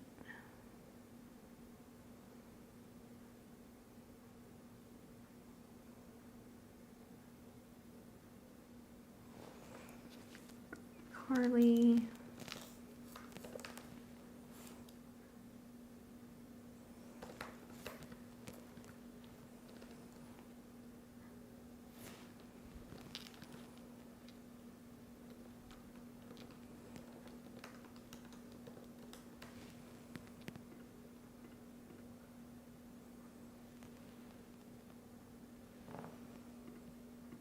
We got Carly, we just need Warrior Queen.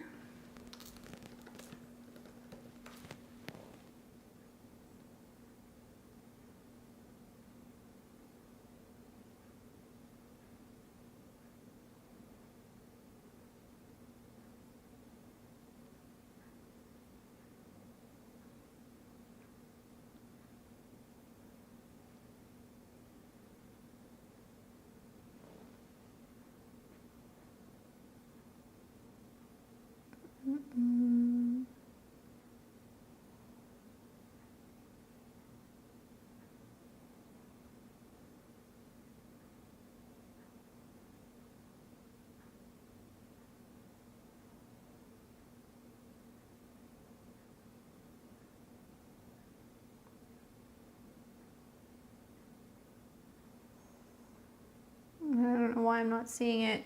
Let me make sure that it wasn't sent here. But I'm not finding it in the chat. I think the chat got refreshed. So, Warrior Queen, can you send your info for me again?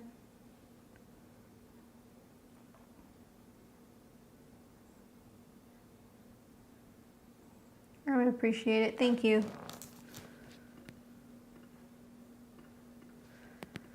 All right, so we've got August 28th, 82, 10:18 a.m.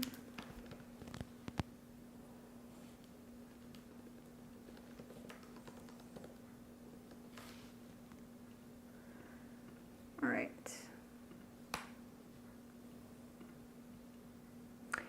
All right, so we've got Warrior Queen, Carly, and then Melissa. Can you guys all please let me know what your specific questions are? Just send it in the chat.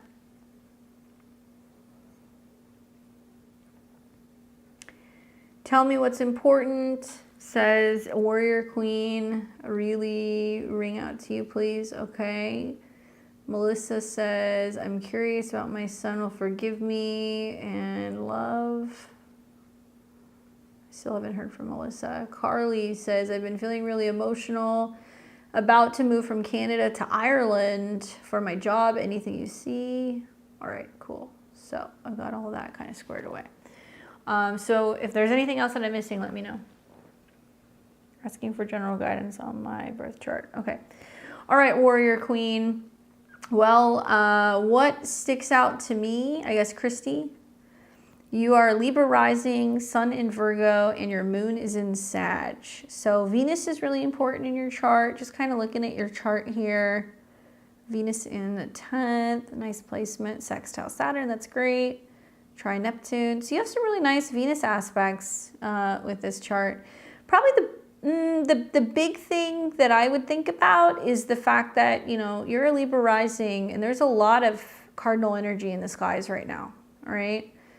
So I feel like in a way, like Libra risings get to almost like act like Aries this month, right? Like they can take charge, they can be more assertive, they can be more active. Like, yes, you can feel a little bit more short-tempered. Like there can be a sense of being a little bit more forward and blunt with people. But I think you can manage that because you've got like Saturn and Pluto, you know, kind of natally in your first house. So you're fierce. But the sun is coming into a square with Pluto over the next 2 weeks. So there is a sense of like overcoming challenges emotionally relating to home and family. You're also going to see the sun in a square with Mars. So there's like a feeling incentivized to work, you know, get things done, be productive, and also being a little bit more competitive in a professional sense as well. And then that really big full moon that's going to happen in your 7th house in about a week. And that's going to pretty much light all of these transits on fire. Like in my mind, I would say be mindful of big changes that can kind of come up revolving around relationships. But in this case, I think it's your relationship to work or your career or people that you work side by side with, or maybe bosses. It does, you know, have Mars trine your natal Mars though, so you can kind of handle that. Also, Mars is trining Saturn and Neptune. So like a lot of hard work, dedication, and sacrifice pays off. And maybe it's going to be as you're kind of getting into the later part of the year, you're reevaluating, like, what are my goals when it comes to my home and my family? And like, what am I doing? You know, and am I working too much? And, you know, there's something where you're going to kind of scale back a little bit. She said the household settling down would be great. My 2 adult children live with me. The trauma never ends. Well, your second child is Mars. So when you have a full moon in your 7th house, which is your second child, and then the ruler is going to oppose Pluto, square your sun, it tells me that a lot of this is going to be about you taking a stand about who or what you're feeling like you do or do not need to take care of. And your home is your 4th house, but the home of others is the 10th. So it could materialize as like, well, are one of my kids changing directions? You know, are they potentially going to be like moving out at some point in the spring? Is there going to be some back and forth and some power issues revolving around, you know, your home and your rules and whether or not, you know, somebody's going to continue to live with you if they're not contributing or if they're not working or if they're not respecting you? Yeah, that can definitely come up for sure. With some of the oppositions and the squares. I mean, quite literally, I mean, whatever is going on over the next, you know, what has been going on since about the 3rd, the 4th, this is going to continue to kind of play out till the new year. My second kid's taking, okay, so they're going to be leaving. So that's what it is. It's going to be about, you know, others leaving and the impact that then has like on the household, right? But a lot of it's going to be, I think, for you also questioning, like, what is my responsibility? Who or what am I supposed to be kind of taking care of? And that full moon's going to be right in opposition to Pluto. So it definitely is fierce regarding relationships or your relationship with your second kid. The other thing that kind of comes to mind for me also is just the fact that, you know, Pluto is wrapping up what's been, I mean, since 2008, you know, in your 4th house. And as like a Libra or Libra rising, it's been putting a lot of pressure, you know, from your home base on whether or not you feel like you can be diplomatic. So it can be feeling like it's the end of home or family drama or home wars or, you know, that kind of stuff that's finally changing. And I think Pluto going into Aquarius is going to be much better for a Libra rising chart. You know, it's going to take some time before it's trining things, but still, you know, right now Pluto trine your Mercury means that you're able to kind of speak from a place of like power and confidence and Also focusing on wanting to be more involved and talking about things that inspire you and make you feel happy, and also changing the way you communicate with your children, right? Pluto in the 5th. Jupiter's trining all your stuff right now too. So Jupiter in the 9th house of, you know, law, legality, learning, traveling, education, your belief system. It's trining your ascendant. That makes you feel more optimistic. It's trining your Saturn, which means that through what you're learning or where you're traveling or what you're believing in, it's giving you more structure, more support. So this can be great for like learning about health and wellness, you know, new habits, health, dietary stuff, physical coaches, teachers, people who can kind of come in. But it's helping you really feel, I think, stronger and more secure in your body. And it could be something as simple as like going to a yoga class. You know, it doesn't have to be anything crazy, but it could be something as complex as being like, I'm learning about, you know, natural kind of healing, and I'm learning about, you know, homeopathic stuff, and like you're reading books or teachers who are kind of teaching you about like more natural kind of treatments. And it does look like you have Neptune square your moon. So that will interest you, especially for like emotional, hormonal related themes. There can be interest in like working with new, you know, tinctures, tonics, oils, like natural treatments. Yeah. Dietary changes have been medically required. I can see that. It's also the impact that that has on your health or your digestion, right? And like Saturn, Neptune going into your 6th house, just you've been forewarned. A lot of that's going to be like, what do I have to cut out of my diet? What can I no longer drink? Or like, you know, cutting out alcohol or making changes in like, you know, supporting the liver actually is very Pisces, or supporting yourself if you're dealing with an autoimmune disease, or if you have an issue that's going on with your digestion. That could be another one. So all of those things kind of point a little bit to like the 6th house, right? Eclipse in April had a hernia, okay, yep, and diagnosed with gastroparesis, and I can't eat nothing but crying low-key. Liquid diets, you know, liquid diets can be really helpful with Saturn and Neptune in your 6th house, and also I think a lot of it's going to be about like learning about liquid supplements. But Saturn and Neptune are square your moon at 29 degrees for the next year. So a lot of this is also like going to be like movements, and how you're able to kind of stay active but do things, you know, in an easy manner. Going with the flow is very like Pisces, and managing emotional health, so that way you can better support physical health. And all this Pisces is quincunx or in conjunct your Saturn, which also brings up like blood sugar stuff. It brings up things revolving around your kidneys, detoxing the blood, you know, balance related themes of like Libra, like stretching and rowing, and like, you know, once again, like yoga. A lot of people who have like the Saturn, Pluto, and Libra have a lot of lower back issues, or I notice that they have issues with like their elimination, you know, related stuff with the body. You juice cleanse, ate half a medium pizza today for lunch. Yeah. Not easy, you know, but you have to make those sacrifices. I'm an early degree Libra, so I've had Saturn and Neptune in my 6th house, and like have been doing very, very well eating on carnivore. And then it was like I had a mishap with a donut that I knew I shouldn't have eaten, and I had like I know I had food poisoning because my husband got sick too. But I was like down for like 2 days, and I was like, I will never eat a donut ever again. And I knew better with Saturn and Neptune. In the eclipse, I was like, I know this is gonna like fuck me up, but I did it anyway. Anyway, so it's like, you know, knowing where, you know, Pisces is like, you know, doing yourself a disservice, or it's like, it's self-undoing in the things that we know that we should be changing, or that we shouldn't be eating, or that we, you know, the supplements we should be taking, and then we kind of like self-sabotage. So some of those squares to your moon is just the emotional impact that that'll have on you. Yeah.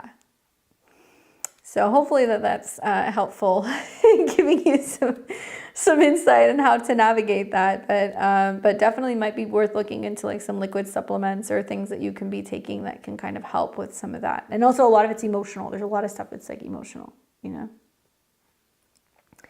Anyway, good luck.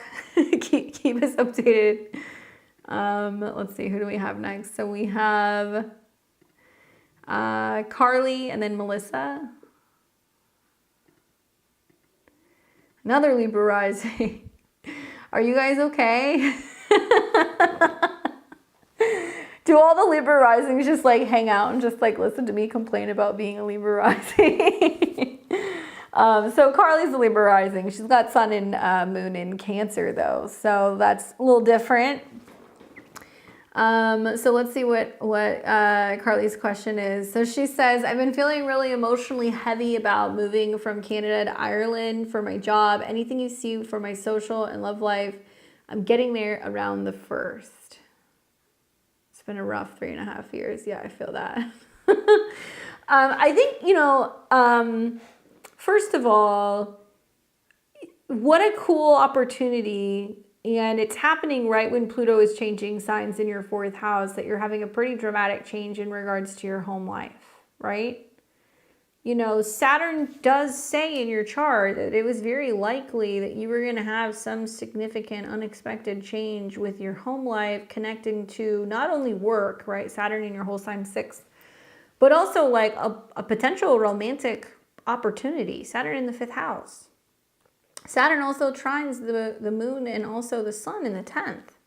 So moving makes sense. I mean, you're one of the few, I'm surprised I haven't heard this more often, but you're one of the few Libra risings where Mars is going into the 10th house and they're like, oh, I got offered a job that I'm starting. Mars opposed Pluto, I have to move, But I think this is good for you. Mars in the 10th house is a lot of incentive to kind of go and grow within your career and have some pretty significant changes.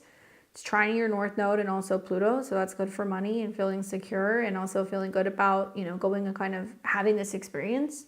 And it's trining Neptune, isn't it an adjustment period? Yeah, and like, look, Cancer placements and Cancer moons, they always get a little weird about moving.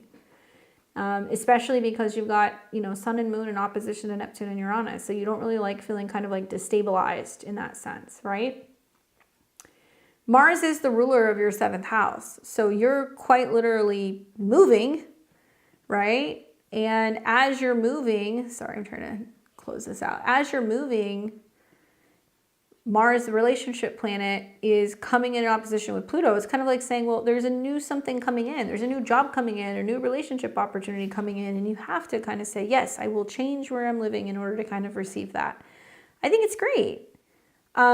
Until you have some like difficult aspects with Saturn, which still isn't going to be for a while, Jupiter will square Saturn. So maybe you're just adjusting to being in a foreign land and having a new job and having to find, where you do your laundry or where you get your groceries or kind of getting around. And that may be a bit of like a hiccup in December, but that's later in the month. That's not going to be till around Christmas. So maybe it's going to be that you're like, I'm in a foreign land and like, I have a new job and I'm away from home.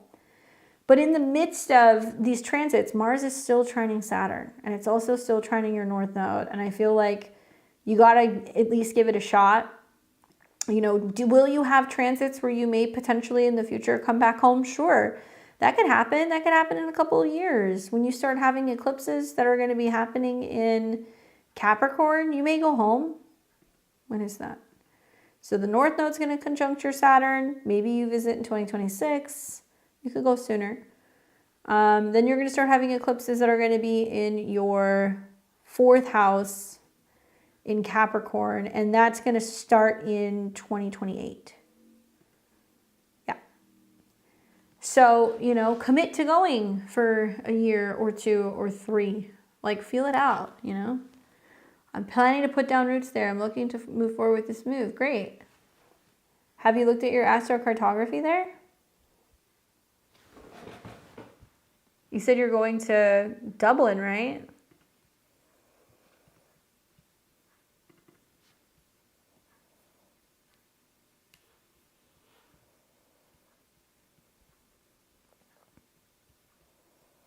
Sorry, I'm all over the place. Yeah, I didn't look at your relocated chart, but I was just looking to see if you have anything there. It's kind of neutral territory. You don't have any planets there. It's in between some, Moon, Mercury, and Pluto lines, but there's nothing that goes right through there, But I would imagine your relocated chart is going to look very, very different.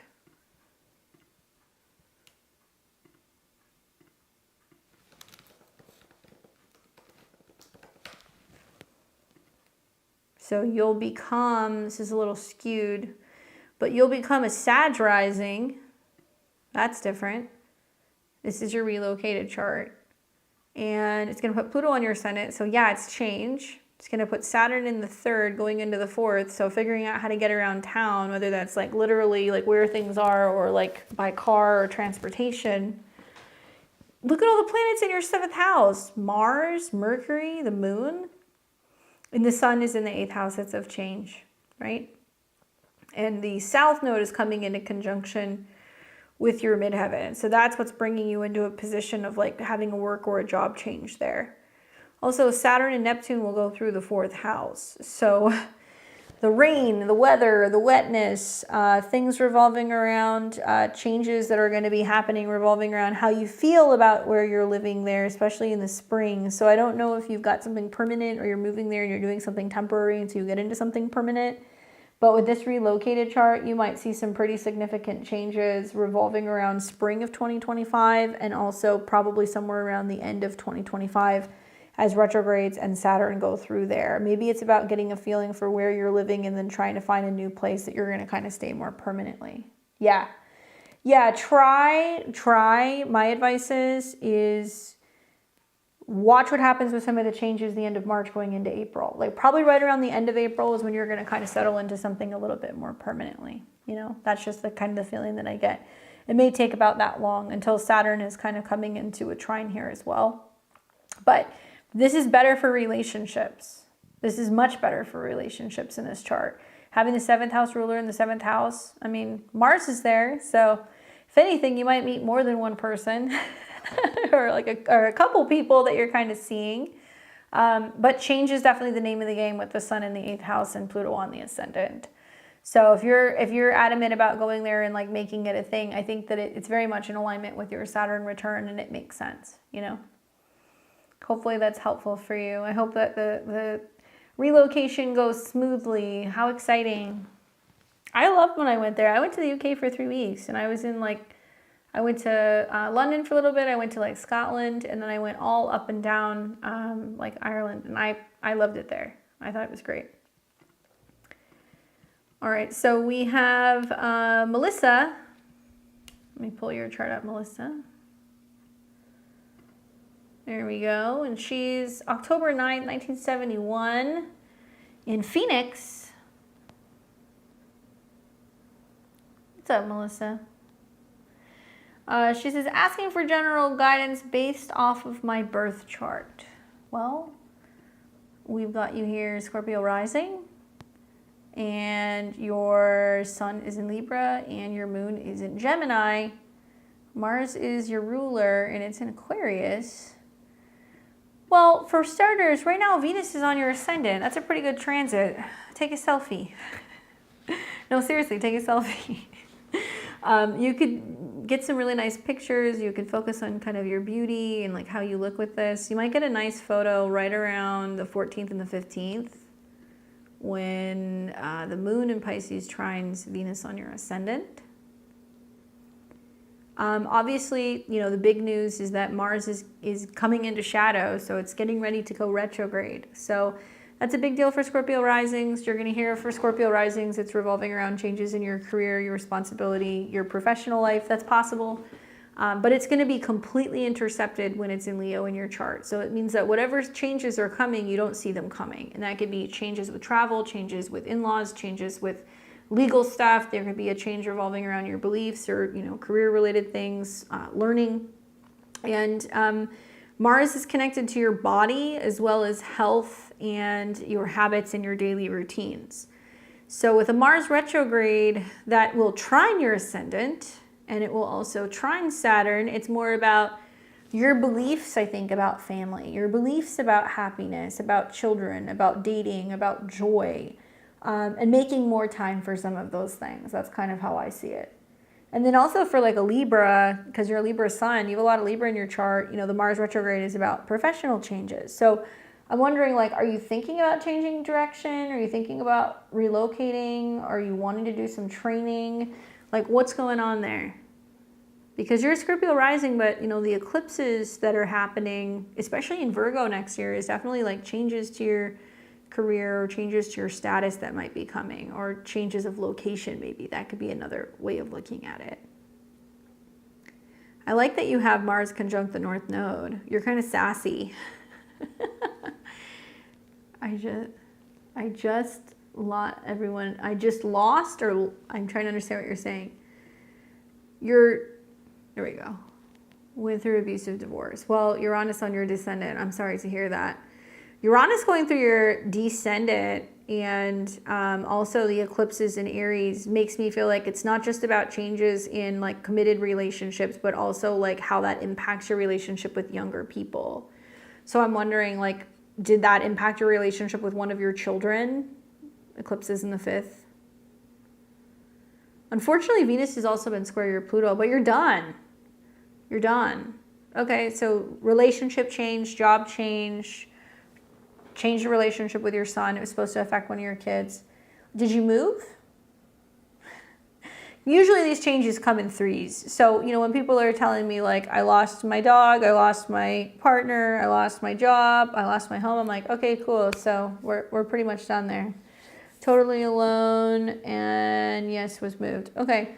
So, you know, here's the positive, right? And I think if there's any Sagittarius risings in the chart, a lot of them are going to resonate with this. You don't have to be going through a divorce or a separation or anything like that to feel this way. This is Saturn, Neptune in the 4th. Feeling isolated, alone, questioning where is my home? Who is my family? You know, all of those things. I don't see like death transits, you know, and I always tell people like, I'm not God, you know, I feel like we have free will revolving a lot of that stuff. Jupiter on your 8th house makes me feel inclined to tell you to be careful what you ask for. And really with Jupiter on the cusp of the 8th house, it's about death and rebirth really being revolving around your mindset, right? And if anything, I actually feel like Saturn trining your ascendant is about a rebirth. It's about new beginnings, you know, and Mars going retrograde, even though it will go retrograde in your 8th house, looks like it's going to be a change in your living situation and having access to some kind of support or some kind of change in that regard. So I don't see it like materializing as like, oh, there's going to be an ending. Not at all. I think if anything, you know, it could take a little bit longer until Mars is coming back into a trine with Saturn, where you start to see there's some stabilizing kind of going on with home. But I do think that that's very likely.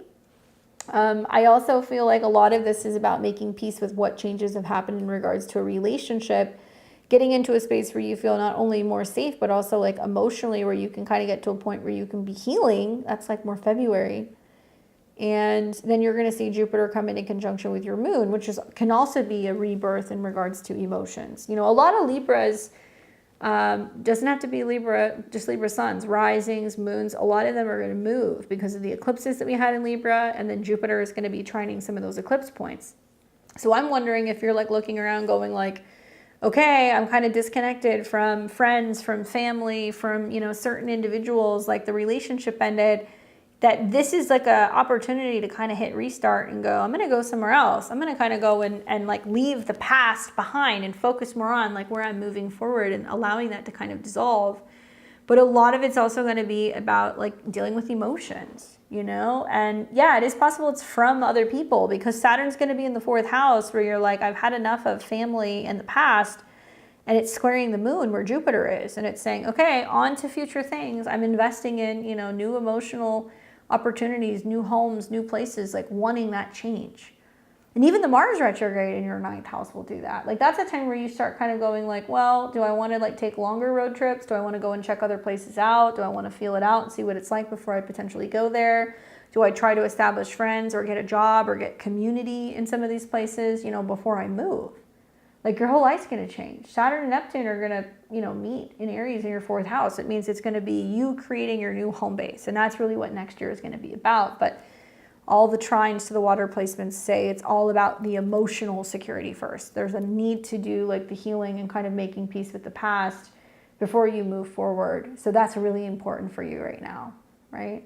And I'm sorry to hear that, but man, you're a Scorpio rising. Any Scorpio rising will tell you, you guys are super emotionally resilient. There's like every 7 years, there's a huge dramatic change in your life usually. And with Jupiter in your 8th house, it's about having the faith and the capability of starting over, right? Starting over and not focusing on where you've been.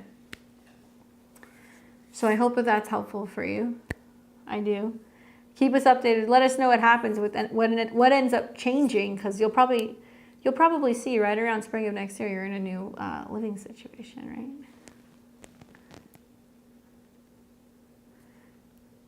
Definitely, definitely. And also, yes, we mentioned the Mars-Pluto opposition. That's going to be big because those are both your rulers. And they're going to be right on your nodes, right? South node's going to be conjunct your Mars, not on it, but conjunct. And Pluto is starting to come in and conjunct with the North node, dramatically changing relationship, home and family ties, you know, going and doing like longer stints in other places and kind of figuring that out and kind of venturing. So hopefully that's helpful. I never heard from Robin. So Robin, if you're like, where is my reading? I will refund you because I didn't hear from you and I don't have any info. Just a reminder, we're live on October 11th. So if you're watching this as like a playback, please don't send any money for readings or otherwise I'll refund you. We are usually here around, 6 o'clock p.m. Central Time on Fridays. So that's like right around 4 p.m. Pacific, right around 7 p.m. Eastern Time. We do alternate between tarot and astrology, but I will not be here next week. I'm going to be traveling, so I will not be here. That's why we're kind of doing the full moon stuff a little bit early. But I will be back the week after, and we'll come back and we'll do some more astrology. So if you guys haven't already liked the stream, please give me a thumbs up, like the stream, subscribe to the channel. It really helps the channel grow. You can also come back and leave comments on these videos. I would appreciate it because it's going to give me some feedback, and it's kind of cool to stay in touch with you guys. I will catch you back here on Sunday when we do the astro weather. We're going to talk all about Venus going into the sign of Sagittarius, and I hope you guys enjoy the rest of your weekend. Thank you so much for spending your Friday night with me. I'll see all of you guys very soon. Take care.